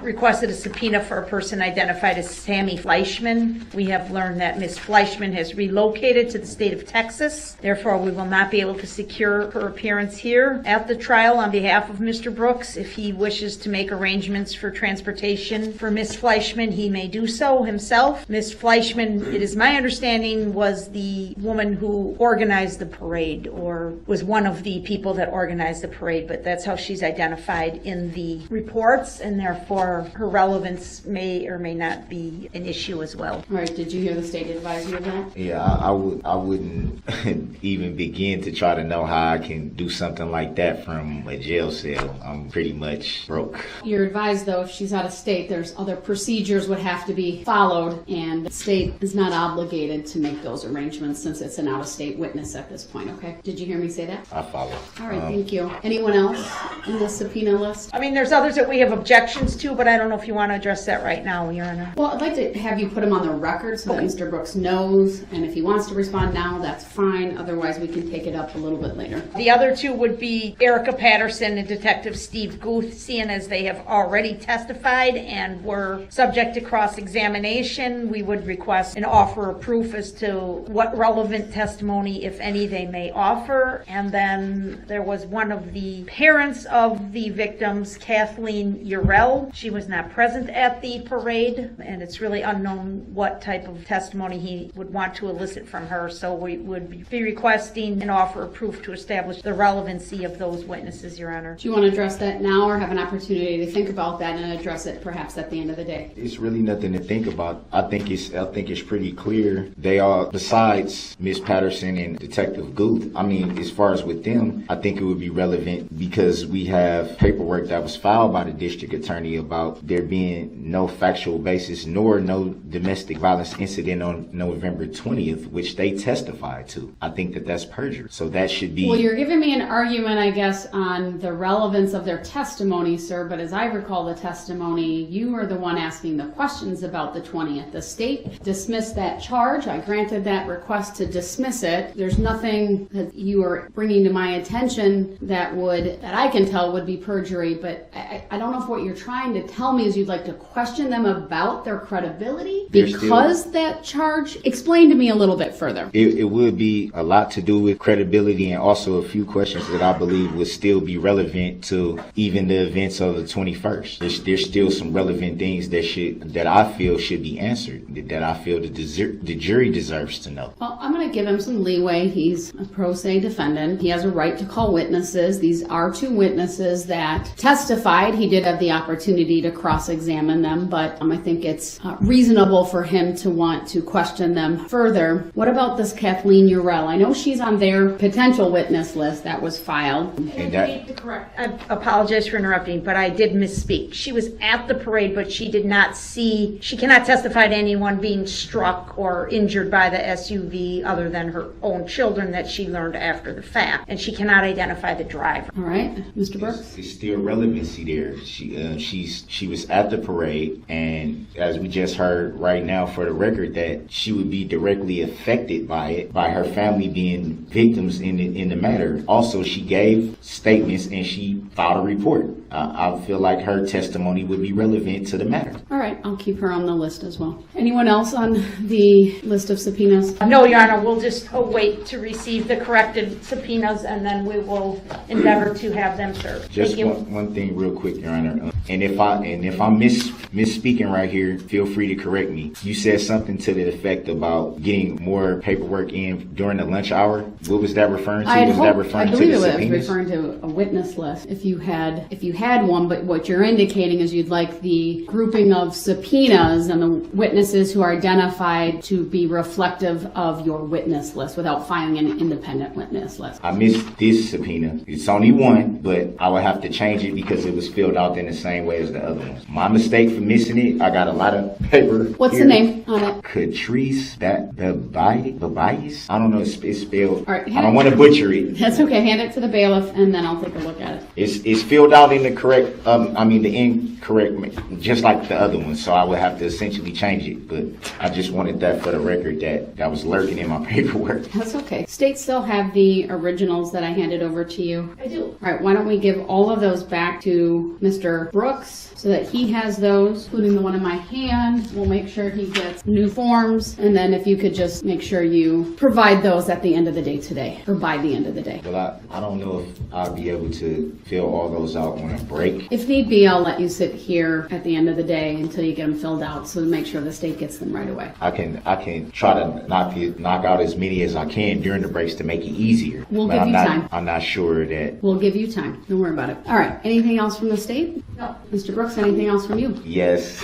At this point, I'm probably beating the dead horse, but I just have to state for the record anyway. I would like to direct your honor to, I believe it's Milo versus United States, 505 F2D 1026. Are you familiar with that, your honor? Not off the top of my head, but I can pull it up. And also Higgins versus Levine, 415 US 533. Those cases are being brought up because of the continuing asking of me about the jurisdiction that I've been challenging. I believe they're very, very relevant to this matter. Could I ask Mr. Brooks to repeat those numbers again? For both? Yes, please. For Milo, I believe it is, or it might be Milo, but M-I-L-O? Milo? Is it M-I-L-O, the spelling? M-E-L-O. Oh, I had it right the first time. Okay. 505 F2D 1026 and Higgins versus Levine 415 US 533. Anything anything specific you want to draw my attention to? Well, there's cases that challenge the jurisdiction, which I've been doing, challenging the jurisdiction. Milo versus United States states once jurisdiction is challenged, the court cannot proceed when it is clearly appears that the court lacks jurisdiction. The court has no authority to reach merits, but rather should dismiss the action. For the record, Mr. Brooks, the Hagens versus Levine is 415 U.S. 528. Perhaps you're drawing my attention to page 533, but the site for the case is 415 U.S. 528. That could be so. I apologize if I'm stating it wrong. What about the other I case? believe the information I have is 533. That states the law requires proof of jurisdiction to appear on the record of the administrative agency in all administrative proceedings. We have yet to prove the jurisdiction. It has yet to be proven. I've filed a motion. I've stated on the record numerous times. I have yet to get an answer. And you're specifically referring to the documents you filed on October 3rd. I've been challenging jurisdiction since the beginning of trial, probably as far back as when I became a pro per defendant myself. Also, you can look at U.S. versus Lopez. You can look at, I think that's it may be from 1995. Do you have a citation? I may have to find it in my paperwork for the Lopez. All right, well, you locate that. When you find it, let me know outside the presence of the jury. I'll take your request under advisement. I'll take a look at these cases. I don't believe they're going to change my previous ruling. The issues that you have raised are without merit. I believe it should be addressed. Thank you, Your Honor. Then with that, we are still going to continue, Mr. Brooks, and we'll bring the jury out. State may call its next witness. Thank you. The state calls Battalion Chief Jim Hawkinson. Go ahead, your witness. How are you employed? I'm employed as a battalion chief shift commander for the City of Waukesha Fire Department. At what point did your department first respond to a parade-related call for service on the afternoon of November 21st? We received an alert at approximately 16:39. That's 4:39 p.m. What was the nature of that alert? Initially, it was an unknown problem, but given radio traffic that we had heard, we assumed it to be a vehicle versus pedestrian. En route, we began to hear additional radio traffic to numerous reports of other people being struck. At that point, the dispatcher asked if I would like to upgrade the alarm, which I did, bringing all 5 stations immediately to the area. At some point, did you or your department become aware that it was going to require more than just your department's resources to respond to this? Absolutely. As we began to hear more and more reports coming in from officers on scene, we began to realize the scope of this was exceeding our response capabilities. And at that time, I upgraded the alarm to a Mavis box alarm for life safety. The Waukesha Christmas Parade, that's an annual event, is that right? That's correct. And have you been the shift commander or battalion chief on duty for that event before 2021? Yes. Overruled. Your department and the partners that responded in response to your box alarm procedure, you didn't transport every single victim or person who was struck in the parade incident, is that right? Objection irrelevant. Overruled. That is correct. We did not transport every person. We transported a total of 24 patients. Do you know how any other people were transported away from the scene? I believe Overruled. there were approximately 49 additional patients transported. What time did your last ambulance leave the downtown area? The last patient was transported by ambulance from the scene at approximately 17:35, 5:35 p.m. I believe that's all the questions I have for this witness. All right, do you have any cross-exam? I do. Did you ever receive, first of all, good afternoon, Chief. Did you ever receive any additional information about the man with a knife in Frame Park? Other than the radio report or the traffic on the radio? Yeah, other than that. I did not. To the best of your knowledge, do you recall that ever being taken care of? I have I'm sorry, go ahead. As far as, do you know if there were any law enforcement that responded to that radio report? I am unaware. I don't have any knowledge of that. Do you recall, make sure I get the language of this correct, do you recall making a report with Officer Wagner? I do not. I could be looking at the wrong thing prepared by my... To the best of your knowledge, does Is Dan Rulo a firefighter on Ambulance 51? Dan Rulo is a member of the department. I do not recall if he was working that day or if he was assigned to Ambulance 51 that day. Do you recall being notified? And I know it's kind of the same question, but it's phrased different in what I'm reading, so I just want to clarify it. Were you notified of a possible stabbing? Again, the radio traffic I received was an incident possibly involving a knife. Could you clarify what a hot wash is? A hot wash is a term used to discuss events immediately after they happen. It's typically done after incidents of significance to gather as much information as possible immediately after and to see how everybody's doing.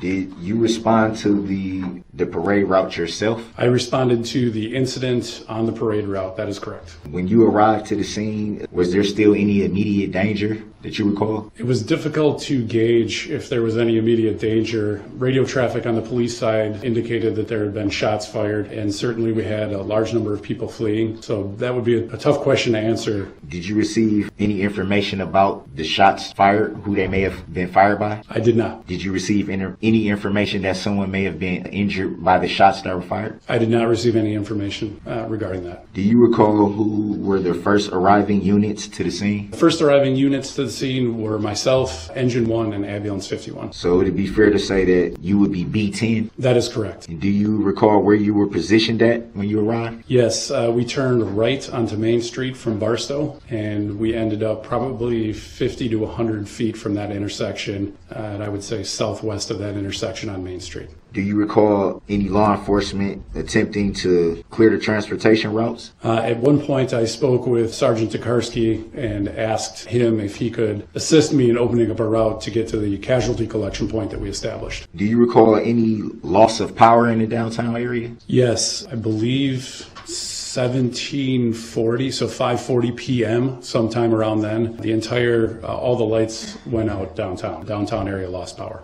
Do you recall receiving any information about what may have been the problem with the power? Not at the time. However, later that evening, it was determined that a power line had gone down due to the high winds that evening. So to the best of your knowledge, it wasn't due to the incident that you were responding to? That is correct. I do not believe it was related. Do you recall about what time you finally left the area? I believe we cleared the scene about 6:45 p.m. Do you recall if it was already nightfall by that time that you responded? Just to clarify, are you asking when we responded or when we left? Roughly around the time you responded. Do you recall it being nighttime, dusk? It was not dark outside yet. It was probably close to dusk. I mean, there was still light in the sky.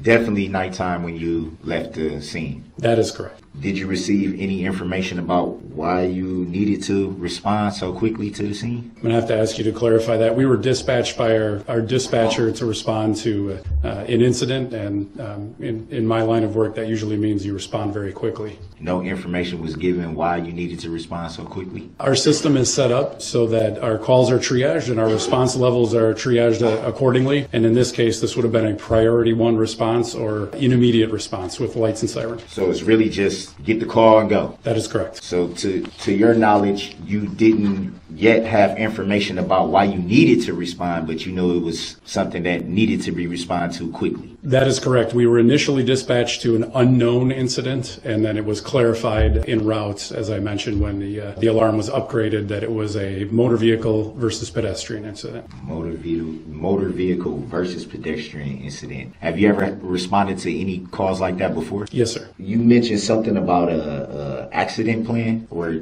if I'm wrong, you can correct me, but was that what I heard? An accident plan? Incident action plan. I'm sorry. That's okay. What does that entail? It's a plan that's put together usually prior to or during an event that describes how resources are going to be deployed to manage or handle the event. So it's sort of like just having something in place in case of?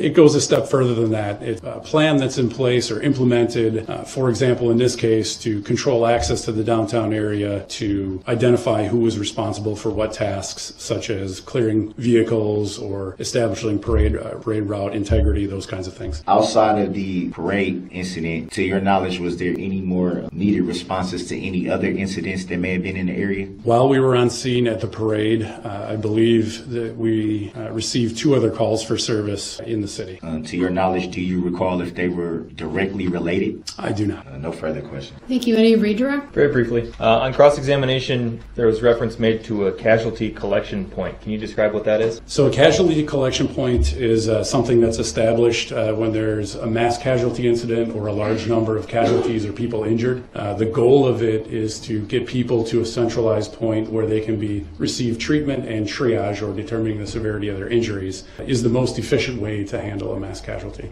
That's not something that you would set up in a routine pedestrian versus motor vehicle incident. Is that correct? Objection, hearsay. Overruled. That is not something that we would normally set up in a pedestrian versus motor vehicle accident. Can we put Exhibit 1 back up on the screen, please? Could you circle for us on the screen in front of you where the casualty collection point was set up here? Objection, relevance. Overruled. And aside from ambulances involved with your department and the other responding agencies, do you know how else victims were transported from the scene? Objection, hearsay. By law enforcement, bystanders in the parade, and family members. Have you ever been involved in or directed a response to a motor vehicle versus pedestrian incident of this magnitude before in your career? Objection, hearsay. Overruled. I have not. That's all I have. Thank you. Thank you. You may step down. Your next witness. Say we call Nicole White. Go ahead, your witness. Ma'am, I'm going to direct your attention to November 21st of last year. Were you at the City of Waukesha parade? I was. So I'm going to show you a clip, and it's kind of at the beginning of the parade. It's Exhibit 142. So I'm just going to play it for a couple seconds. Do you recognize that video clip? I've never seen this before, no. Does this accurately reflect what you recall of this section of the parade, which it looks like it's at the beginning of the parade in terms of who you were with and what the float looked like? Yes. Okay. I'd ask that the court admit this into evidence and display it, publish it to the jury. Objection. Witness just stated she doesn't recall the clip. The witness has answered questions that establish the foundation for this. Based on that, the court is going to receive Exhibit 142 and permission to publish is granted. So what do you remember about at some point were you struck? Yeah, that's the first point that I knew that anything was happening was when I was hit. There wasn't any commotion or noise until right at that moment. So can you tell the jury what you recall of that moment? I just remember being struck by the vehicle from behind on my back, and then I fell to my knees and kind of rolled under the vehicle. And when after it happened, I guess I didn't really know, I thought that somebody would have stopped after that point. And when I looked up, I just remember the vehicle continued. Do you recall anything about the vehicle, like a vehicle description, what color it was? It was a red SUV. And when you said that the vehicle, you thought it would have stopped, did you see the vehicle stop? No. Did you see any brake lights on the vehicle? Not that I can recall. The objection is noted. It's overruled. Will you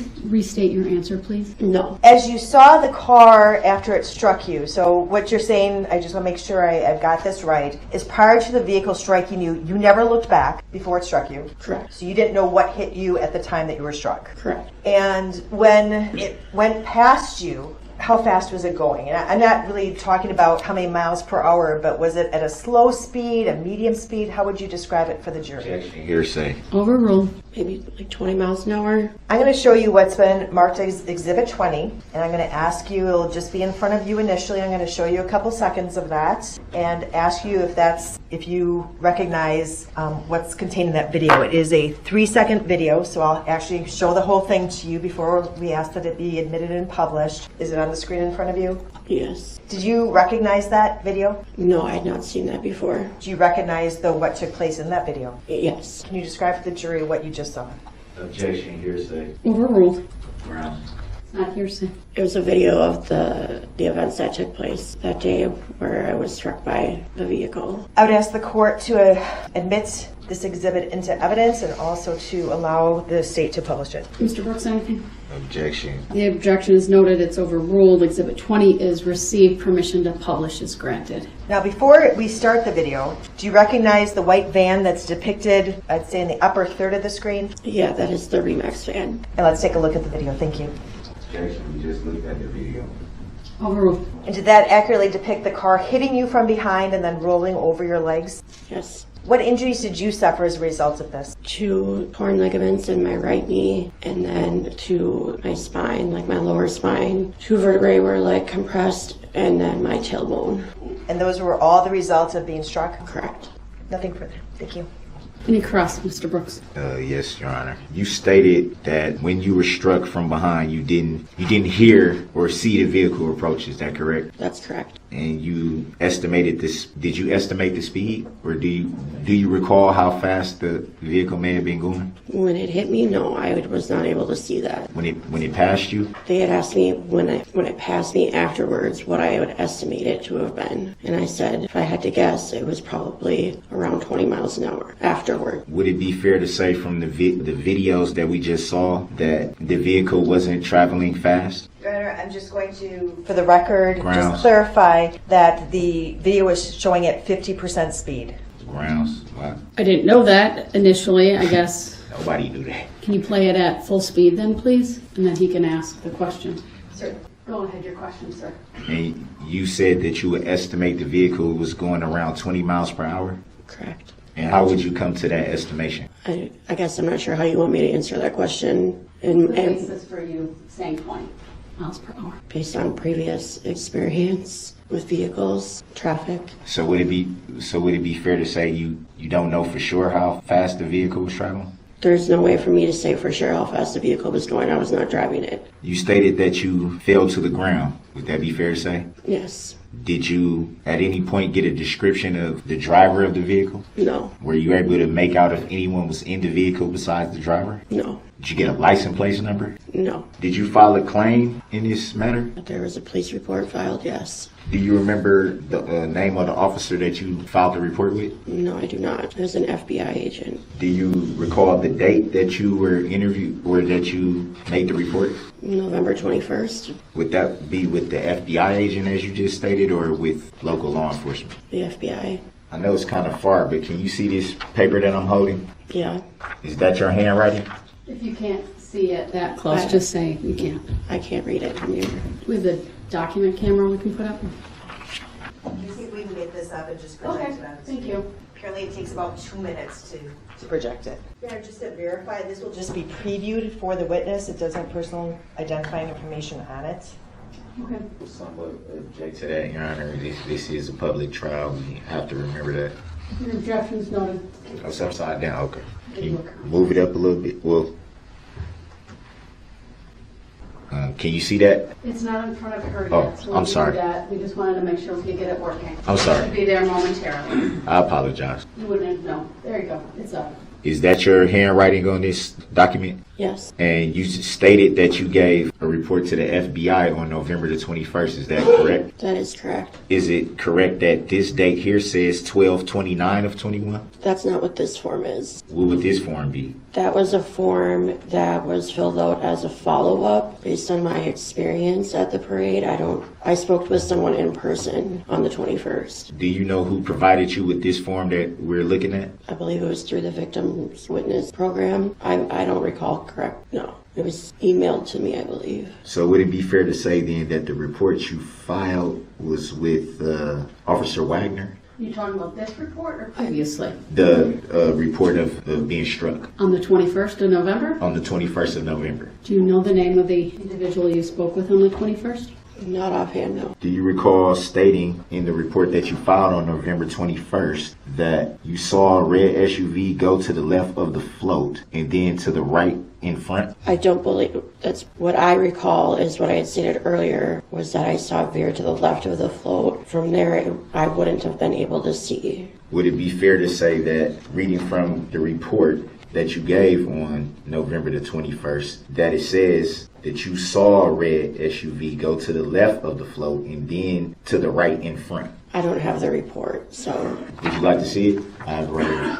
Mr. Brooks, do you want to show her the report? Then you need to put it on the document camera. Preview it again. Your Honor, that is not the report. I believe that may have been notes that were with the report that went to Mr. Brooks. That is not the report. Looks to be a summary of what she may have provided to another officer, FBI agent, but not the report itself. So in light of that, she's not going to be questioned on that unless that helps refresh her recollection. Does it? Look at it. It's in front of you, right? Yeah. Does that in any way help refresh your recollection about what you may have told an investigator in this case? On the 21st, sorry. Yeah, I believe this was a year ago, but I believe what I said was that I witnessed it continue to drive, veer to the left to avoid the van that was in front of me, and then continue driving without stopping. Just so the record is clear, because it was being used, I think, to refresh her recollection. After she reviewed it, I turned off the camera. So it's not in front of her at the moment.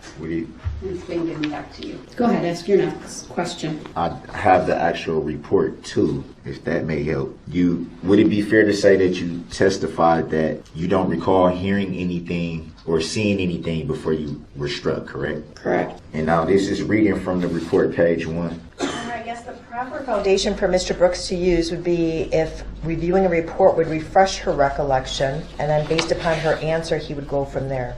Well, you could also just directly ask the question, since it's on cross-exam. Isn't it true that you said X to the investigator? But you need to quote directly then from the report. Go ahead, ask your question. Quote right from here. Is it true that you said when you were walking, it says, White explained, when she was walking, she heard screaming, and as she looked around, she was hit by the red SUV. Does that refresh or help you recall anything that happened on November 21st? No. Do you recall saying that? I do not recall those exact words, no. Do you recall saying that, when this is all explaining like in the third person, I'm assuming, it says White, as she lay on the ground, White stated she observed the red SUV go to the left of the float and then to the right in front of the float? Again, Hold on, she may answer. Go ahead. as I previously stated, I observed the van go towards the left, the vehicle go towards the left of the van, at which point there was no indication that it was stopping or anything, and that it continued from there. I could not see what happened beyond it going to the left of the van because the van was in front of me blocking my view. It also says White stated the vehicle appeared to be traveling extremely fast and it did not slow down or even brake. But you just said that you couldn't see the vehicle once it veered around the van. Is that fair to say? As it veered to the left of the van, it did appear to be moving fast, yes. Would it be fair to say that the video footage doesn't show that? Characterizes the video footage as the video was cut off shortly after striking Miss White. You're making an argument, which is something you can do later, so I'll sustain the objection. It goes on to say White did not observe the driver of the SUV and could only describe the SUV as red, and it appeared to be a lower rise, in quotation marks, SUV and maybe a Traverse. Do you recall saying that? I said it was a similar size to a Traverse. What is a Traverse?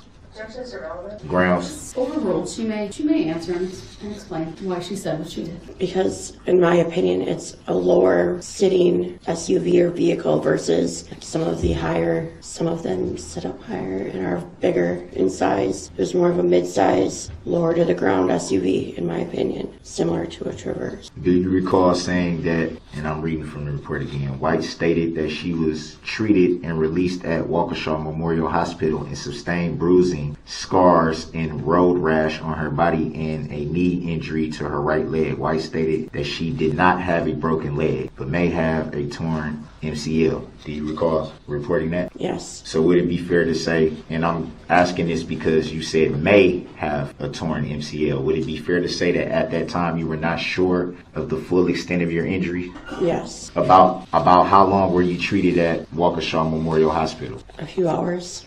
Just 1 second. And did you file a claim in this matter? Any type of claim? Yes. What was that claim? There were claims that were filed with the state of Wisconsin that were to cover like the cost of the medical treatment that was received. So the state of Wisconsin offered to pay your medical expenses. It was through the Victim Witness Protection Program. So would you consider yourself a party to this matter then? Objection. Grounds. Sustained, not relevant. Excuse me. In the claim that you filed, did you file a claim under an injured party? Objection. I guess I'm not Grounds. understanding the question. It's vague. Grounds. She indicated she filed a claim because she was injured. So Mr. Brooks, I'm sustaining the objection as to the form of the question. Please rephrase. do you consider yourself an injured party? Yes. Are you a plaintiff in this matter? Grounds. She's a witness. Sustained. Have you read or seen the complaint in this matter at any time? Objection is irrelevant. Grounds. Overruled. She may answer. Sorry, what was the question? Have you seen or read the complaint? No, I don't know what complaint is being referred to. No. And were you aware that you may be called to testify in this matter? Yes. And who are you informed by? Victim Witness Program and the prosecutors. So are you saying the state of Wisconsin? Relevance. Grounds. Sustained. Mr. Brooks, under item 611, please move on to another line of questioning. At the moment that you were struck, did you observe anyone else struck at that time? No. So it'd be fair to say that you were, to your knowledge, at that time, you were the only one that you knew that was struck. Yes, to my knowledge at Would that it time. be, would it be fair to say that there were numerous people in the general area that you were at that time? Yes. At that time, did you learn about anybody that was struck at the point in time that you were struck? At the time that I was hit, no. And you stated that you didn't see any brake lights? Correct. You were able to see that from the ground position? Correct. From your opinion, did it appear to you that the vehicle was attempting to strike anyone? Objection calls for speculation. Grounds. The way he asked it, did it appear? If you know, you may answer. It appeared it was traveling in the direction where it could have struck other people, yes. But to the best of your knowledge, you didn't know for sure. That's correct. No further questions. Redirect. Just briefly. Ma'am, after receiving medical attention at Waukesha Memorial Hospital, did you receive any other medical attention following November 21st, 2021? Objection irrelevant. Overruled. Direct your attention back to the video. It was Exhibit 20, the one that was the overhead video. Do you recall seeing that video today? Objection. She never answered the first question. She said yes. I'm sorry. I apologize. I didn't hear it. It was a little quiet, but I heard it. Thank you. Nothing further. You may call your next witness. The state called Sarah Waymeyer Aparicio. Go ahead, your witness. Ma'am, can you tell us where you work? I work for the school district of Waukesha. What was your job title during the 2021-2022 academic year? I was the director of bands at Waukesha South High School. I'm going to ask that we project Exhibit 21 onto the screen for the witness and the defendant. What are we looking at with Exhibit 21? Can you tell us what this is? So this is an aerial view of our marching band. Does it accurately represent the formation of the kids in your band on that day? It does, yes. I move Exhibit 21 into evidence and ask to publish. Any position? The object. Exhibit 21 has received. Permission to publish is granted. Have you ever seen the Ohio State Marching Band perform? I have, yes. I'll withdraw the question. Take a moment, take as much time as you need, read through those names in that list. Let me know when you're done. Okay. Are the names on that list identical to the names that you previously told us about in Exhibit 21, that photograph of the aerial view? Yes. Overruled. I'm going to ask that we project on the screen for the witness only, Exhibit number 24, please. Do you recognize this video? Yes, that is our band performing. Have you reviewed this video before your testimony today? Yes, I have. Does it accurately depict what happened to your band the Yes, it afternoon of does. the parade? Move Exhibit 24 into evidence and ask to publish. Any position, Mr. Brooks? Objection. If the witness has seen this video before, how would that corroborate with the testimony? Your objection is noted. It's overruled. We are going to play this entirely through. It's 30 seconds long. We're going to play it once with the audio at normal speed. All right, let's pull it up again and set the speed to 50% and turn the audio off. And we're going to play to a certain point, and then I'll say pause, and then I'll ask you some questions when we pause, okay? Objection. What is the relevancy of playing it at slower speed? Your objection is noted. It's overruled. From viewing the video up to this 11-second point, can you tell us who in your band was struck by that SUV so far? So far, that would have been Aiden, Connor, Justin, Eric, and Tyler. I believe at that point, perhaps also Harry. And let's resume at the 11-second mark, please. Pause. Would it be fair to say that the remaining students we've been talking about today were struck after that point? Correct. And now we've reached a point where the SUV is completely past all of your band members? Correct. I'm going to ask that we project for the witness only exhibit number 23. Do you recognize this video? Yes, I do. Did you see yourself in the video? I did. I move exhibit 23 into evidence and ask to publish. Any position, Mr. Brooks? Objection. Your objection's noted. It's overruled. At the tail end of that video, we saw a red SUV. Is that the SUV you've been talking about during your testimony? That is, yes. I'd ask that we put up for the witness only exhibit number 22, please. Do you recognize that video? I do. What does this video show? This video also shows that the car coming through as well. Is this video also an accurate representation of what happened that day? Yes, it is. Move exhibit 22 into evidence and ask to publish. Mr. Brooks, any Objection. position? Objection. Your objection's noted. It's overruled. We're going to play this in its entirety. It's 32 seconds long.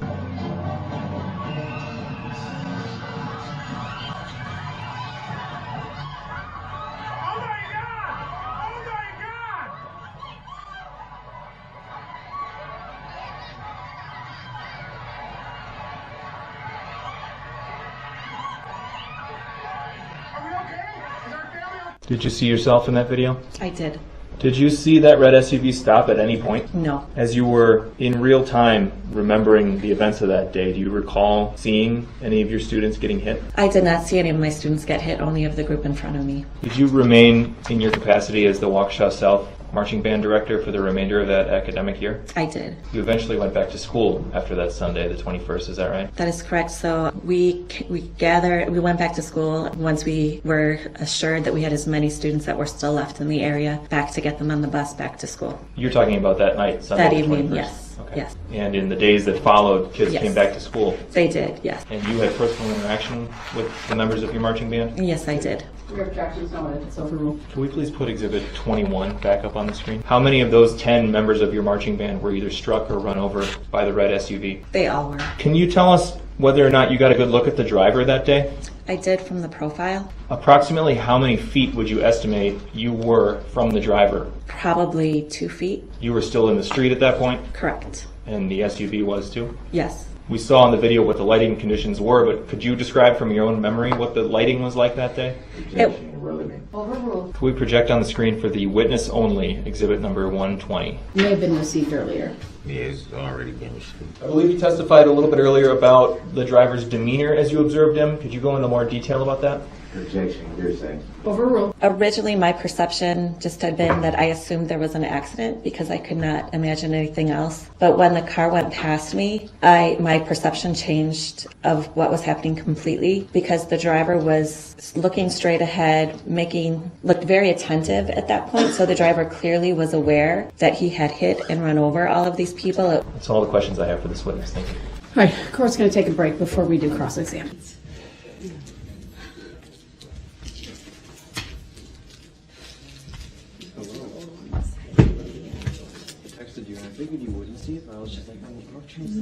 All right, we are back on the record. Appearances are as they were before. We'll bring the jury out for cross. Whereas, Your Honor, can we address the subject matter jurisdiction, please? No, not right now. Is that a judicial determination, Your Honor? Mr. Brooks, do you have any questions for this witness? Go ahead. On the evening of November 21st, 2021, do you recall what officer conducted your interview? I do not. Can you recall if it was a detective or just a regular officer? I do not recall. You mentioned earlier in testimony that there was a side street where there could have been an exit out of the parade route provided. Is that fair to say? That is fair to say, yes. Do you recall if that side street was barricaded in any way? I do not recall. Do you recall if there was another side street on the opposite side of the street? The other side of the street has a plaza, so there's an open space, but it's not a for car traffic street. Do you recall what that street would be used for if not for traffic? It's an open space where people who have been on the shops on Main Street can go down to the Riverwalk.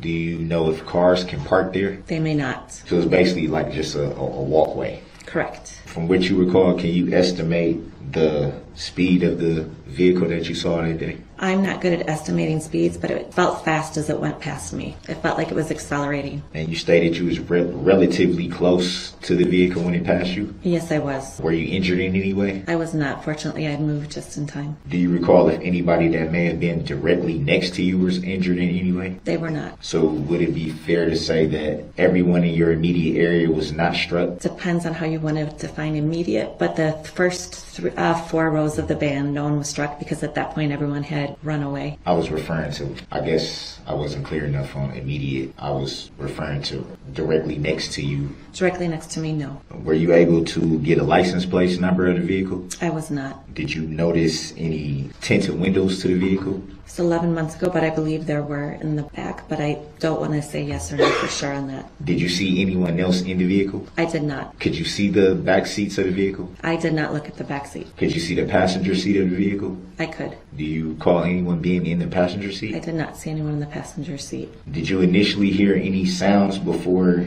you realized that something was wrong? The band had just started playing, and so I was concentrating on listening to the sounds of the band, and then all of a sudden it was just the sound of chaos as the car came through the band. So it would be fair to say that it was pretty loud. Where I was at that moment, yes, because I was directly in the middle of the band. Would you say extremely loud or moderately loud? I would say moderately loud, and as the band director, my job was listening to the sound of the band, and so I could give the students feedback when we got back to school. So that's where my focus was. From your estimation, do you think it would have, the sounds from the band and the people and just the parade itself, would that at any time impaired you from hearing everything that was going on? Everything, likely, but for example, like it would have still been, it wasn't so loud I would have heard a car horn. That I would have been able to hear. I wasn't referring to that. Okay, I was just asking because you were asking volumes, and so I couldn't have heard everything. I couldn't have heard something soft, but something that loud as an example. So just to be clear, from your opinion, you think you would have been able to hear a horn? I believe I would have. Even at the same time listening for the band notes, as you say, you have to give them feedback when you got back to school? Because that would have been an unexpected sound, so that would have been something that would have stood out in my memory. It would have been something that draws your attention. Exactly. So in your opinion, do you estimate it would have been hard to hear any screaming or anything of that nature? As soon as the screaming started, we did hear that immediately. Because as soon as the screaming started, the students stopped playing, and so that loudness... 1 second. I'm sorry. Do you recall how long you had been actively participating in the parade at the time of the incident? That had been my first year back as the director of band for a while, but I marched in that parade in high school myself. And I've attended on the years that I was not teaching, so it's probably my 40th time plus at that parade. I think you probably misunderstood. Okay. Well, that's still, I don't have to ask that question. I was referring to how long you had been marching at that time. At that point in. Probably blocks all changed size pretty quickly in Waukesha, but we had been going for about 4 blocks. We were about at the halfway point of the parade route. Did you notice anything amiss up until that point? Up until that point, no.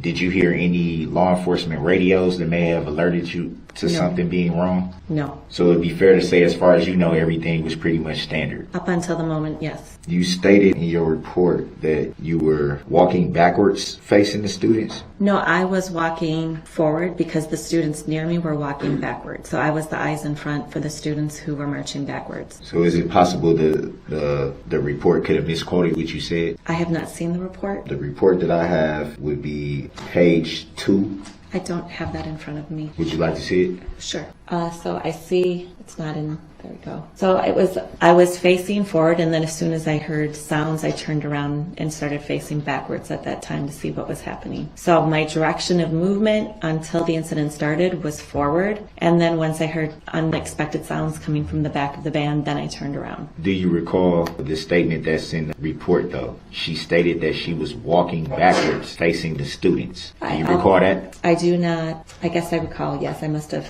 I don't recall this exact moment. I've spoken to lots of officers. Do you recall thinking that the SUV was driving right at you? It felt like it for a moment, yes. And you stated that you initially started to chase after the vehicle, but briefly, but then stopped. That was my instinct at the moment because I don't know why. That was my instinct at the moment. Mr. Brooks, are you done with the... Yes, I'm sorry. Yeah, I'm done. Okay, no problem. You can get down. Would it be fair to say that the unexpectedness of the event may have clouded everything that you recall about the event? I think there's certain aspects of the event that I have great clarity for because it was such a life-changing thing. There are certain moments that are very clear in my memory. Then there's other aspects that maybe other people notice that maybe 11 months later that are less clear because some of the other more graphic details are so strong in my memory. It would be fair to say, though, that, or would it be, rather, I'm sorry about that, would it be fair to say that you don't recall everything from that November 21st It was evening? That would be accurate. To your recollection, would you have left out any details in your report? No. Were you able to see any license plate number on the vehicle? I was not. Do you recall about how far you initially had the reaction to chase after the vehicle, but then turn back to your students? It was just a few steps. Do you recall exactly where you were at in the parade? In terms of the order of the parade? In terms of what intersections you may have been at? I was personally right outside of Martha Merrill's bookstore. From the video footage, there were clearly a lot of spectators or people that weren't actively involved in the parade. Did you at any time see any of the spectators struck? I did not. After the incident, did you see any news reports about the incident? I did. Did any news reports that you saw jog anything to your memory? Not especially. Maybe just showed different things that happened that evening in different parts of Main Street where I wasn't, but nothing changed my recollections of the South Band experience. So it would be fair to say that what was reported on the news, you kind of pretty much already knew? Correct. Did you recall the news reporting how many people may have been hurt? Yes. From which you recall and observed, do you think that those said news reports were accurate? Objections. Grounds. Sustained. It's not relevant. About how long did you stay at the parade after the incident? I did not have my watch with me that evening, but we were there for quite a while because the students had scattered, and so it took us a while, as well as waiting to make sure all the students that were injured were taken by first responders. And they were overwhelmed, so it took a while for first responders to get to everyone. So it would be fair to say that by the time you actually left, it was nightfall. That is correct. Do you recall the power going out? That did not happen till we were back at the high school. So you had already left Correct. the parade route by the time there was no power? Correct. Do you recall what time you left? I don't recall. It would be in the bus company records, but... No further questions. Thank you. Any redirect? Just some brief clarification, and then I'd like to show one video, Your Honor, if that's all right. There were a few mentions during cross-examination about your report, in quotation marks. Yes. You didn't actually sit down and type up a police report after the parade, did you? No, I did not. Irrelevant. Overruled. I did not. I would like to play for you exhibit number 22 one more time, and I'd like to play it for the jury as well, Your Honor, if that's all right. Objection. We saw this video numerous times at this point. Are you going to play the whole thing or parts of it? The witness was asked about whether she heard a horn honking, and so I'm simply going to She was play. not asked if she heard a horn honking. She was asked, did the sound of the parade... I recall what was asked. I'm sorry, tell me again why you want the jury to see this the question. Because she was not asked specifically about a horn. She offered something. In response to a question about what she heard. I simply want to play this video to see if the witness can hear the sound of a horn honking. Objection. What's the relevancy at this point? She never was asked the question, Your Honor. I'll sustain the objection. Okay. I don't have anything else for this witness. Your next witness, please. Your Honor, the state calls Kyle Jewell. Go ahead, your witness. On the day of November 21, 2021, did you attend the Waukesha Christmas parade in downtown Waukesha?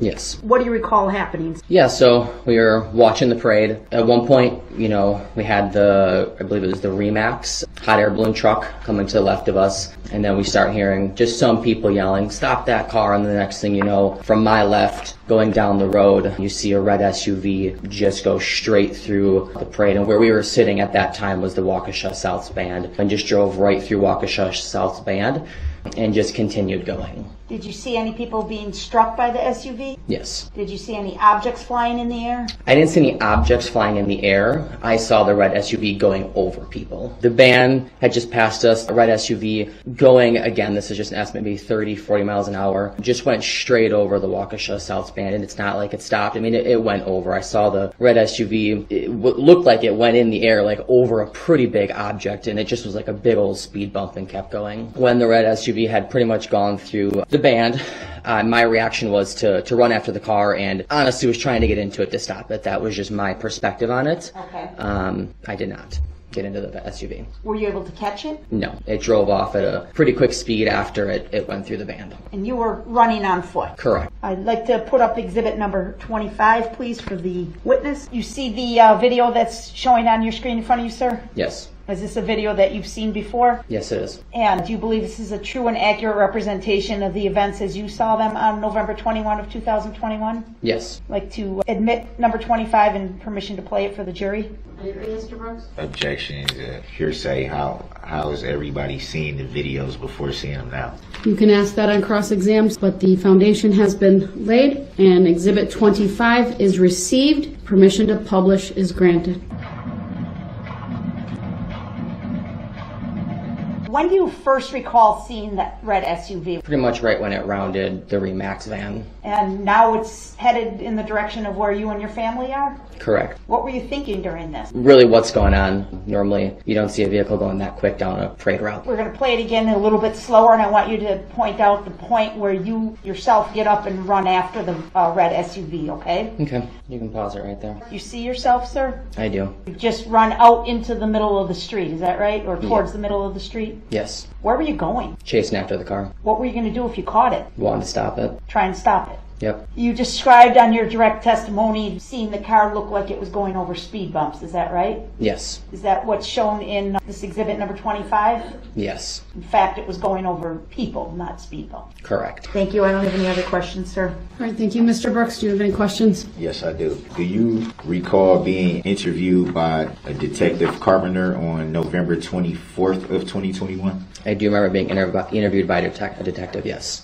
Any idea why it took a few days for you to be interviewed? Just the nature of the incident. I'm sure they had a lot to get through. So I just wanted to wait a little bit, and it wasn't something that I was going to do.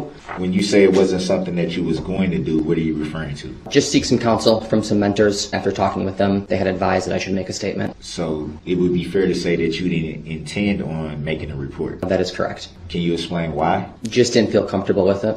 Would it be fair to say that the events that you witnessed would make anyone want to make a report? Would that be fair to say? Yes. Do you recall about what time you arrived at the parade? I do not. Do you recall what time you left? I do not. You stated earlier that you were with family. Is that correct? Yes. Were you or any of your family members injured in the incident? No. I'm looking at the police report here. You did state that you didn't get a description of the driver, correct? Yes. Did you get a license plate number? I did not. Do you recall if there was any tint on the vehicle that you saw? Not in the front, no. What do you mean by not in the front? I did not see any tint on the front windows or the passenger side window. From what I could remember, there was tint on the back windows. So it would be fair to say that you couldn't see into the back of the vehicle, correct? Correct. Do you recall how many occupants were in the vehicle? Yes. Even though you couldn't see the entire inside of the vehicle? Yes. Do you recall saying in your report that, or saying in the report that was reported by Detective Carpenter, that, well, I'm going to read it what it says. He indicated that after the vehicle struck the south van, he chased it and got to within approximately an arm's reach of the vehicle. Do you recall that? I do not. Any reason why that would be reported? A lot happening at that moment during that whole incident. Very well just could have been what I had thought. And it does go out of frame, so I can't exactly remember what happens once the video and myself goes out of frame. Do you recall being an arm's length from the vehicle? I cannot remember right now, no. At what point did you see the vehicle slow down? As it went over Waukesha South Band. And what did the vehicle do after that? It sped up. Do you recall describing the acceleration as rapid? Yes. Would you say that the video that we just saw depicts a rapid acceleration? Yes. Do you recall stating that it seems as if the driver of the vehicle was hitting the gas as hard as he could? Yes. And how would you be able to tell that? The nature of a vehicle going over people, you would think that the gas pedal would not be pushed as you're going over people. And as the car continued, the red SUV continued over, went over the Waukesha South Band and continued to accelerate, I could only imagine that the gas gas pedal was being pushed very hard after just going over people. So you were making an assumption. Would that be fair to say? I wouldn't say it was an assumption, just from driving a vehicle, knowing what happens when you go over a large object, it typically slows the car down. In order to speed it back up, the only thing that you can do is hit the gas pedal. You can hit the gas pedal, or would you hit the gas pedal as hard as you could? From what I remembered, it looked like the gas pedal was being hit hard. The vehicle accelerated very quickly. Would it be fair to say that you would have to be present in the vehicle to tell if the gas pedal was pushed hard, extremely hard, as you say, or as hard as you could? No. You would be able to tell that from outside observation? Yes. Did you observe the route of the vehicle after, well, the video shows you kind of go off the screen, and did you observe where the vehicle went at that point? Yes. Did it continue straight, or did it turn? Continue down the parade route. Do you recall about how far? No. Do you recall seeing any brake lights? No. Even when it briefly slowed down? That would be correct. So would it be fair to say that in order to slow a vehicle down, you have to brake? Not necessarily. And what is the necessarily? Hitting something or going over something naturally will slow a vehicle down. So how far would you estimate that the vehicle was traveling before it slowed down? I can't remember that. Can you pull up Exhibit 25 again for the witness? Go ahead. Do you want it to the jury or just to the witness? To everybody. Okay, there you go. Is the sound up? You want to play it all the way through? Can you play it from about 30 seconds? Is that about right? Yeah, that's about right. The counter reads 29 seconds at this point, Your Honor. Thank you. Well, roughly around that area.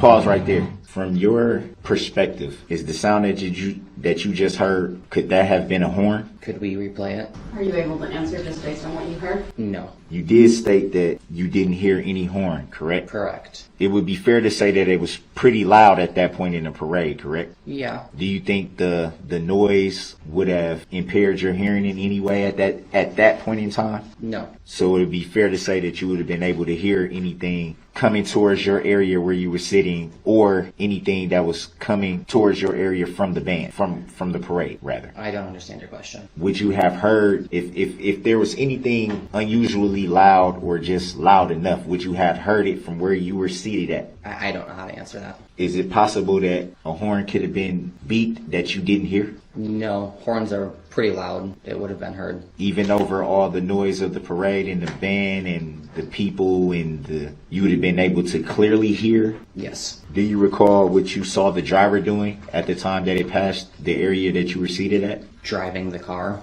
Did you observe any other actions by the driver? No, just focused on the road that was ahead of him. And there's nothing about the description that stood out to you or caught your eye that maybe you could recall? In regards to what? The description of the driver. I could tell there was one person in the car. I could see it. They were wearing some sort of hat or sweatshirt. That was about it. And after the vehicle passed where you were seated at, and about how long did you stay at the parade after what you saw? I wouldn't be able to remember that. Did you attempt to help anyone injured or check for your family here? At that point, when I started running back, there were a lot of bodies on the ground, and from the looks of it, there was already people helping them. So my next reaction was get back to my family. So with all the people that appeared to be injured, you didn't stop to render any aid to any one of them? Objection, argumentative, Your Honor.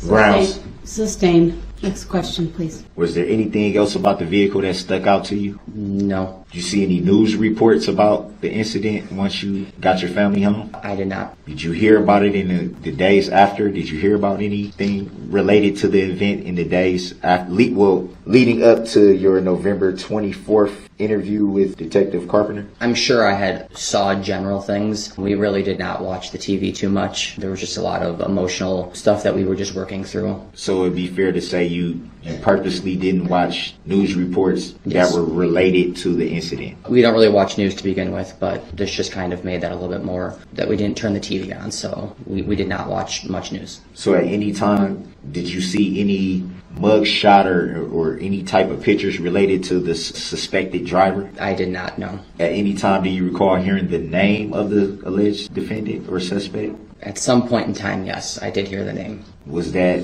really quickly after the incident, or had it been some time that passed before you heard that? There was a little bit of time that had passed before I heard it. And you yourself didn't file a claim in this matter, did you? Objection, relevance. Grounds. If you can be a little more specific, if you mean a claim related to the parade. Did you make a claim of being an injured party, or did anybody in your family make a claim of being an injured party? No. You made reference to seeing an Exhibit 25 video before your testimony today, correct? Could you say that again? You made reference earlier that you had saw the video that was shown before you testified today, correct? Yes. About how many times have you saw the video before today? Once. So today was your second time seeing the same video? Correct. Was there anything that brought back or helped you recall anything that you may have missed when you did your initial report? Seeing the video for a second time? Could you ask that once more? Seeing the video just now for the second time, did it bring back any memory that you may have not reported before, or did it bring back something that you may have missed, overlooked? Not that I know of or remember, no. Were you aware that you might be called to testify in this matter? Yes. So it'd be fair to say that you were anticipating being a witness? No. Whom were you contacted by about being a witness in this matter? I wouldn't know. The Waukesha District Attorney. Let the record reflect that the witness made a hand gesture towards the prosecution table. Yes. The record will so reflect. Thank you. So it would be fair to say that you were contacted about testifying in this matter directly from the Waukesha District Attorney's office? Yes. Do you know who the plaintiff is in this matter? Objection, irrelevant. Grounds. Not relevant, sustained. Next question. Are you aware of any injured party or plaintiff in this matter? I am not. You are not? That's correct. Have you read or seen any complaint besides your own in this matter? You mean a statement, or do you mean a criminal complaint? A complaint, any complaint. Object to vagueness and relevance. Grounds. Sustained. You can try to rephrase it if you would like. I'm sustaining it as to the form of the question, sir. Have you seen any other statements by any parties other than yourself in relation to this incident? No. Are you the only person present from your family that made a statement or a report? Objection, relevance. Grounds. Overruled. His family was there. Overall, he may answer if anyone else in his family provided a statement. No, they did not. You stated earlier that it was difficult. Well, you stated that you don't really watch the news to begin with, but the incident made it more difficult to do that, correct? A little bit, yes. Would that be said of your family as well? Yes. So there was some type of impact. In regards to what? In regards to being present at the parade? Yes, there was a huge emotional impact on our family. Do you know of any reason why no one besides yourself made a report? Objection, argumentative. Grounds. Irrelevant. Sustained. Grounds. Next question. So as far as you know, you've never seen or interacted with the plaintiff in this matter? Objection. Grounds. Irrelevant. Grounds. Sustained. Under 90611, new topic, please. Do you recall the motion of the vehicle as it passed where you were seated? Withdraw the objection. He clarified at what location he was referring to. Thank you. In regards to what motion? How the vehicle was moving, driving? Where I was sitting, it would have been my left side, and the car was approaching from my left side, driving, I don't know, north, south, east, all that stuff, but right as to be on my left, proceeded to go through on my right down Main Street. From where you were you seated to where there were people standing in front of where you were seated? Yes, my family. Anybody else besides your family? Nope, just my family. It would be fair to say from the video that there were quite a few people standing in the general area where you were seated at. Would that be fair to say? Yes, most of the people in front of me were kids, so they were littler than me. Did you observe any one of those kids being struck? No. So it would be fair to say that the vehicle did not strike anybody that was seated on the curb right there where you were at? Specifically right where I was at, no. In your opinion, after observing people struck, in your opinion, how did the vehicle miss the people that were seated directly in front of you? Objection beyond Grounds. scope of Grounds. knowledge and irrelevant. Grounds. Mr. Brooks, let her state her objection without interruption. The objection is sustained. Next question. So would it be fair to say that the only people you observed being struck was the Waukesha South Band? Yes. Approximately how many people would you say by estimate? Right now I can't remember. It would be a handful. Would it be fair to say that there were hundreds, even thousands of people present for the parade? Yes. And you only observed a handful of people struck? Waukesha South Band band is a pretty large band, and the red SUV went right through it. If I had to estimate 10, maybe 15, I wouldn't know the exact number that were struck by the SUV. Would it be fair to say that that number is fairly low to all the people that was in the area at the time? Objection argumentative, Your Honor. Grounds. Sustained as to the form of the question. Mr. Brooks, next question. Would it, next question or rephrase? Well, I sustained it. You can ask your next question. Would you identify yourself as an injured party in this matter? Objection asked and answered. Grounds. Sustained.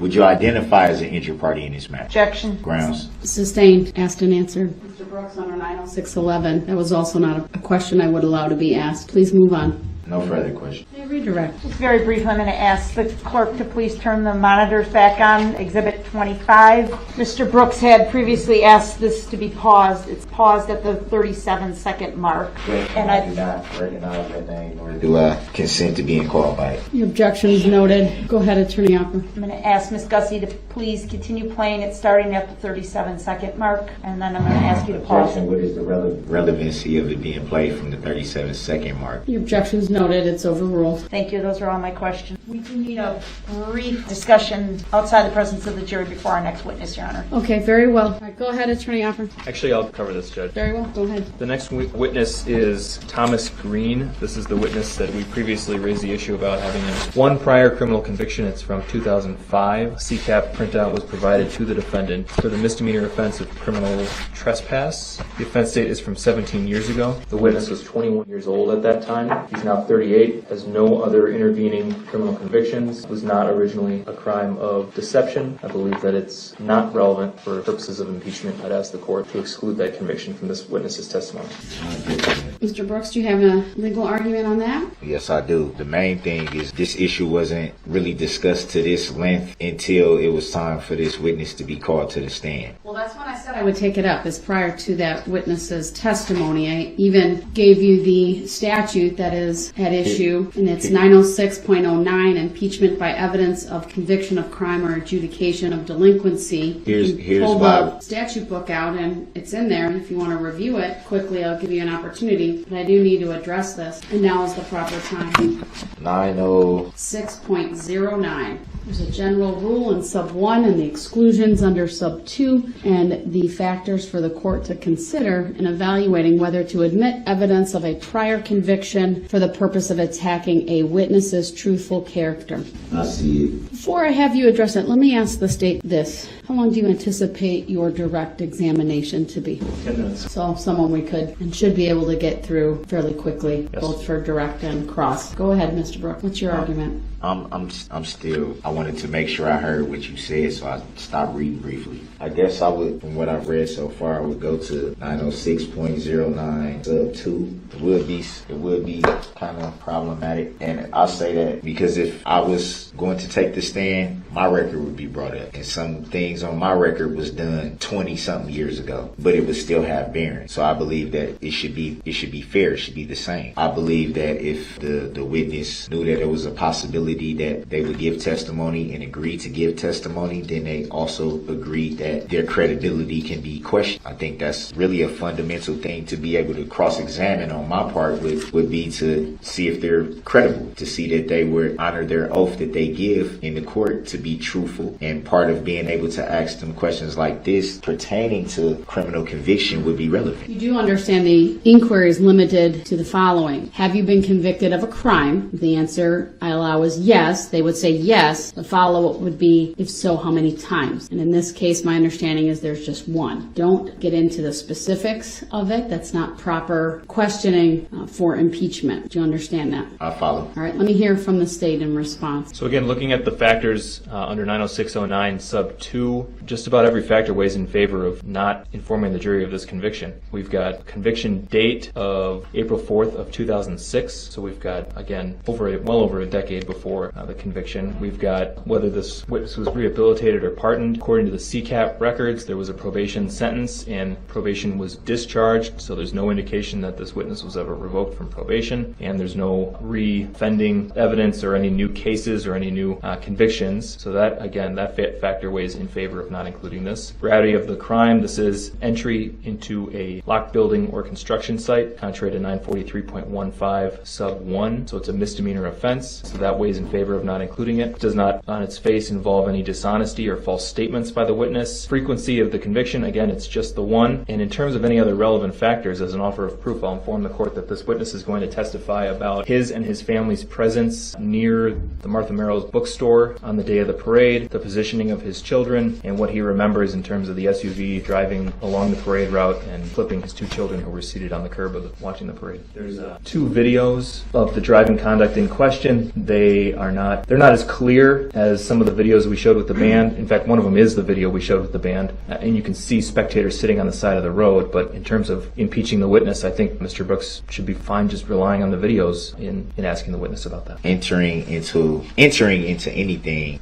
is deceptive in nature. Just right off the bat, that's deceptive in nature. Why would you enter into something that you're obviously not supposed to be into? You entered into something because you were not supposed to be in there. That's deceptive in nature. It's also not enough information that would suggest that the probation wasn't discharged by revocation. It's not clear. And also, the prosecution just stated on record that they will only need about 10 minutes of testimony from this witness, but now they're talking about videos. That it seems like it's going to be a little bit more than 10 minutes. I feel that I should be able to at least question the credibility of this witness at the very minimum. Well, you would be able to question the credibility just through cross-examination. This is a witness that has been brought to testify by the state against the accused. This conviction is for a misdemeanor offense of, can I have the exact, I wrote down criminal trespass, but just want to make sure I have it accurate. Yes, the statute in question is 943.15 sub 1, and it's listed on CCAP as an entry into/onto building /construction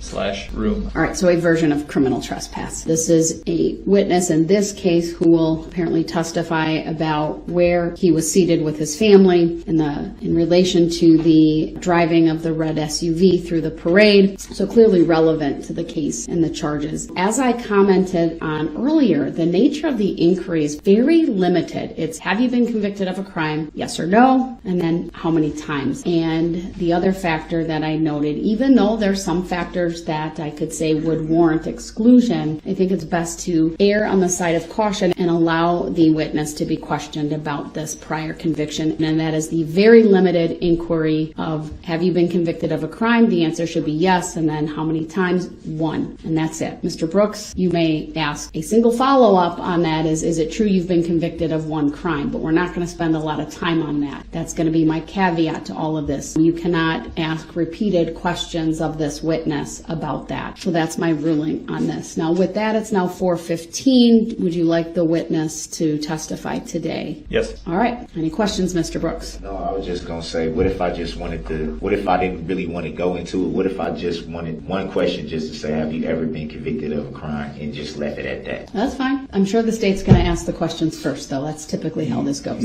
All right. Bring the jury out. Thank you, everyone. Please be seated.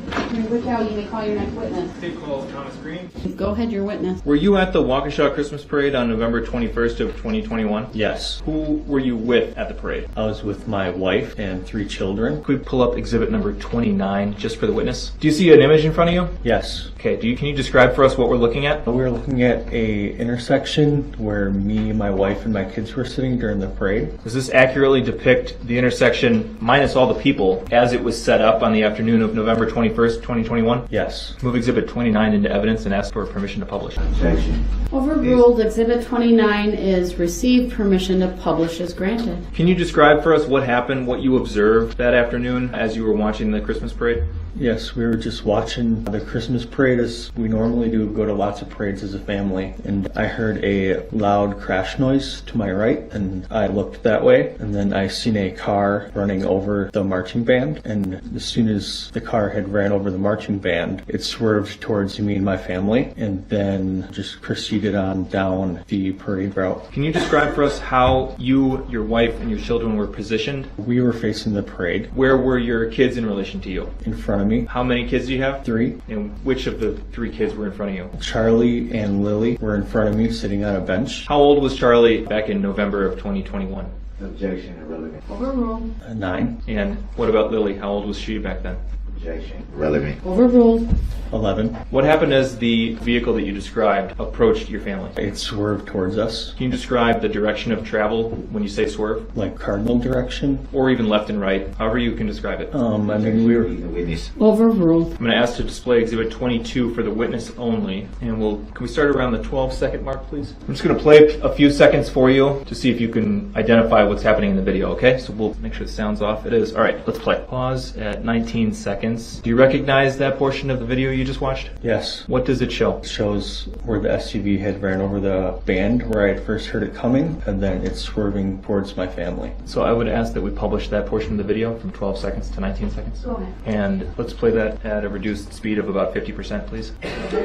No sound. Pause. Can you circle for us the area where you and your family were at this moment in time? Objection. I thought it was being played till 19 seconds. Your objections noted. It's overruled. Could we show for the witness only Exhibit 27, please? Do you see a video on your screen? Yes. We're going to play a few seconds and let you recognize it. Pause at 5 seconds. Do you recognize that video? Yes. What does it show? Looks like the SUV right after it ran into my kids. Is that video an accurate depiction of how you saw the events unfold that afternoon? Yes. Move Exhibit 27 into evidence and ask to publish. Objection. Hearsay. Exhibit 27 is received permission to publish is granted. We'll play this once all the way through. It's 16 seconds. There's no audio. Okay, we can take that down. The area of that video that's relevant to you and your family would be the top left portion. Is that right? Yes. Do you know whether your two kids were struck by the vehicle? Yes, they were. And that's consistent with where they were sitting along the curb? Yes. I don't have any other questions. Thank you. Go ahead, Mr. Brooks. You stated that all the videos you just saw were accurate depictions of what you observed that day, correct? Yes. Have you seen any of these videos before today? No. So today is your first time seeing any of this footage? Yes. Mr. Green, have you ever been convicted of a crime? Yes. Do you remember what you did when the vehicle passed you? Yes. You state for the record what you did immediately following the vehicle passing you? I ran to see if my kids were okay. You stated that your wife was standing to your left. Do you recall what she did? No, I don't. Do you recall checking to see if your wife was okay? No, I don't. Do you recall getting a look at the driver of the vehicle? Yes, I do. And what did you see? I seen somebody in a hoodie with dark skin. Did you observe anyone else in the vehicle? No, I did not. Could you see the entire vehicle, passenger seat and back seats? I don't recall seeing anybody in the back seats.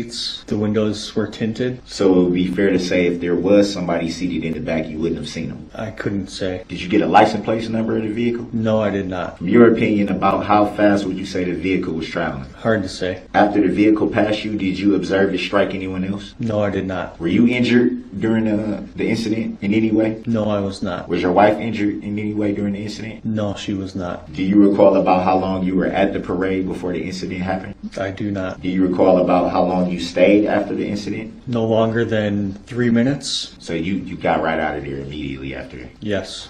Do you recall making a report of what happened at the incident? No. You don't recall talking to Officer Sepakan? I did not talk to anybody at the incident. You don't recall making any police report to what happened? Not at the incident, no. In the days following the incident, did you make any report? Yes, I did. Do you recall who the officer was that you reported the incident to? No, I do not. So earlier you said that you heard a crash to your right, which alerted you to the vehicle approaching. Is that fair to say? Yes. Do you know what that crash was? The vehicle hitting the band. So before you heard that crash, you wasn't alerted to the presence of a vehicle approaching? No, I was not. Would it be fair to say that it was really loud during the parade at that time? Yes. Do you recall in the report that you made that you initially thought the vehicle was part of the parade and it was an accident? Yes. So it's fair to say from when you first saw the vehicle approaching that that's what you thought? Yes. Do you recall the vehicle swerving? Yes, I do. Do you remember what direction the vehicle swerved in? To the left, towards me and my family. And did it swerve away from your family at that point? After it hit my family, yes. Do you remember stating that you were not sure if the people being run over were part of the parade or guests watching the parade? I do not recall making that statement, no.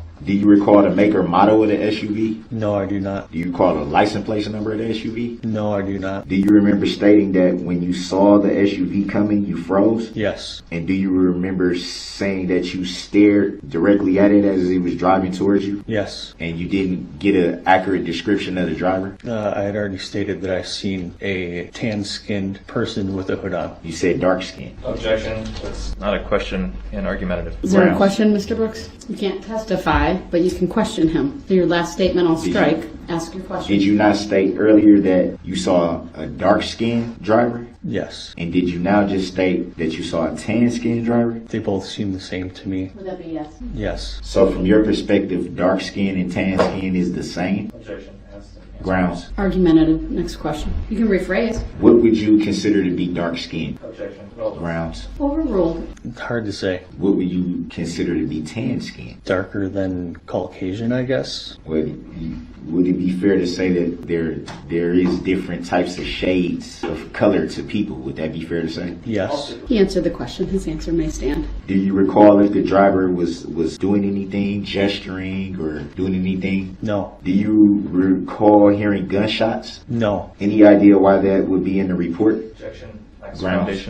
Sustained as to the form of the question. That's foundation. Do you recall stating that, well, let me read from the report. Thomas stated they heard gunshots and he picked up Charles and they ran back to their vehicle. Do you recall making that statement? I recall an officer coming down the street yelling gunshots fired. Any idea why you would be mistaken in your report that you heard the gunshots? Objection. Mischaracterizes. Grounds. Sustained. Lack of foundation as to the form of the question. I'm reading directly from the report, man. Directly from the report. That's not the issue, Mr. Brooks. The issue is it his statement or a summary of his statement? Because that makes a difference to foundation you have to lay. It does not say summary. I'll object if that was a question for the witness. If it was an argument with the court, I'll withdraw that objection. I believe it was a statement to the court. I don't know what you're looking at, but if it's a witness statement, typically there's something either signed, sometimes police officers summarize what witnesses say to them, so that's what I'm referring to as a summary. And if it's in a summary, typically if it's a direct attribution to a witness, it's in quotes. So with that, ask your question. This is not in quotes, but I'm going to assume this is summary. Do you remember stating in your summary report that you heard gunshots? No. Do you recall if the injuries suffered by your family were broken bones? They were not. So were they bruises? Yes. About how long would you say that your family was treated at the hospital before being released? Hard to say. Was this a significant amount of time? A few hours? A few hours, yes. But to your recollection, they were treated and then released? Yes. And who is Nicole? My wife. Do you recall Nicole making any statements to law enforcement? She made one, yes. Do you recall Nicole stating that she heard gunshots? No, I do not. Grounds. And an objection calls for hearsay. It's sustained. Any answer that he gave is struck. Jury shall disregard it. Your Honor, I'm also reading this from the summary. Question him about what he knows, not what other people said to him. No, the question was, did he know? Do you recall her saying that she heard gunshots? You're asking him to confirm hearsay, so it's sustained. Next question or rephrase. Like, are you aware? Are you aware if she heard gunshots or not? I'm not aware. Is it fair to say that right after that you ran straight to your vehicle? Right after what? Right after the incident. There was a slight delay. And what was that delay? Seeing if our kids were okay. And then from that, straight to the vehicle. After the officer came running down the street saying shots fired, we picked up our kids and ran. So you decided to leave after you heard an officer saying shots fired, or because of the incident at the parade? After the officer said shots fired. So would it be fair to say that you weren't initially inclined to leave because of the incident, but because of the shots fired? Objection. Grounds. Overruled. He may answer and then move on. Could you repeat the question, please? Would it be fair to say that you were prompted to leave because of the shots fired and not the incident that happened at the parade? I don't really understand what you're asking. What prompted you to leave? When the officer said shots fired. So the incident that happened didn't prompt you to leave? No. Grounds. Overruled. He may answer if he understands the question. We did not want to leave right away because my son said he couldn't feel his legs, and there was a woman there helping us that said he might have a back injury, that we should not move him. To your recollection, was that woman a nurse or a medical professional? I don't know. Would it be fair to say that she was making an assumption? I don't know. Do you recall the woman's name? No, I don't. Do you recall if she was a spectator or someone marching or I don't know. Do you recall the description of the woman that told you not to move your child? I'll object. Relevance. Grounds. Overruled. You may answer. Caucasian, blonde hair. So it'd be fair to say she seemed pretty concerned. Very concerned. So why would you not immediately leave at that point? Because I didn't know if he had a back injury or what the extent of his injuries were. And if it was a spinal injury, I didn't want to pick him up. Did you try to make a call for medical attention at that point? I did not. And what prompted you not to seek medical attention if you had an assumption that the injuries could be severe? This all happened within about a 2-second time frame. I mean, it was so fast. Everything was chaotic, and I mean, there wasn't really time to do anything besides trying to see if my kids were okay and try to compose myself to take care of them. So it would be fair to say that you were pretty much like just frozen. You didn't know what to do and how to go about doing it. Yes. Do you recall your wife trying to call for medical attention? No. Do you recall anyone that you were standing next to or in front of attempting to call medical attention? No. Do you recall saying in the summarized report this statement? Thomas stated Charles was laying on his back and had blacked out? To my recollection, yes. You recall saying that to the officer? I recall my son saying that. Do you recall making that statement to the officer that interviewed you? No, I do not. Would it be fair to say that that is in the report because you may have said that to the officer? Yes. But you don't recall? I do not. Did you see any other children struck by the vehicle? The band. Any other children? Small children? Small children. No, I do not. But you do recall small children being present, correct? Yes. No further questions. Can you redirect? You testified on cross-examination that you initially thought the vehicle was part of the parade and that it was an accident. Do you recall giving that testimony? Yes. Did you continue to think that it was an accident? Objection. You're saying. No, I didn't. Overruled. Once the vehicle kept going after hitting the band, I realized that it was not a part of the parade. What about the vehicle's path of travel led you to that realization? The speed that it had accelerated. You recall testifying on cross-examination that you don't recall the make and model or license plate number of the SUV? Remember saying Yes. that? How many SUVs or vehicles in general did you see striking people during the parade route? Objection. Irrelevant. Overruled. Just the one. You testified that you'd been convicted of a crime in the past. How many times? Once. You testified a little bit about the injuries that your two kids sustained. You had a third child with you at the parade, is that right? Yes. And was that third child injured in any way? She was not. Speaking about the two kids who were, do you recall in general what their injuries were? My son had nerve damage to his knees. My daughter had severe bruising. Do you know what part of their bodies effectively were struck? My son was struck in the knees, and my daughter was struck in her hand. Do you remember if it was the right knee or both knees, or the left knee? It was both knees. Objection is overruled. I think we're all set. Thank you, Your Honor. All right, thank you, sir. You may step down. This will be our last witness today. Do not begin your deliberations and discussion of the case until all the evidence is presented, and I have instructed you on the law. Do not discuss this case among yourselves or with anyone else until your final deliberations in the jury room. You are to decide the case solely on the evidence offered and received at trial. With that, you are excused for the evening. We'll see you tomorrow morning. All rise for the jury, please. All right, thank you. Be seated. Anything else we need to address today from the state? Matter, the defendant did raise an issue where he cited 3 cases regarding jurisdiction of this court to hear this matter. I have had the opportunity to review those 3 cases. I am able to address those now if the court wishes. I'd like to address them tomorrow morning. I frankly need to read them. Anything else from the state? No, thank you, Judge. Mr. Brooks? Just so I'm clear, on these subpoenas where it says you are further required to bring with you the following, do I leave that blank or what should I put there? Just so I'm clear. I can't give you advice on that. I only wanted you to understand that witnesses would not generally have their police reports or statements made. Those are usually kept by the police department. And so you would need to subpoena the custodian of the police records.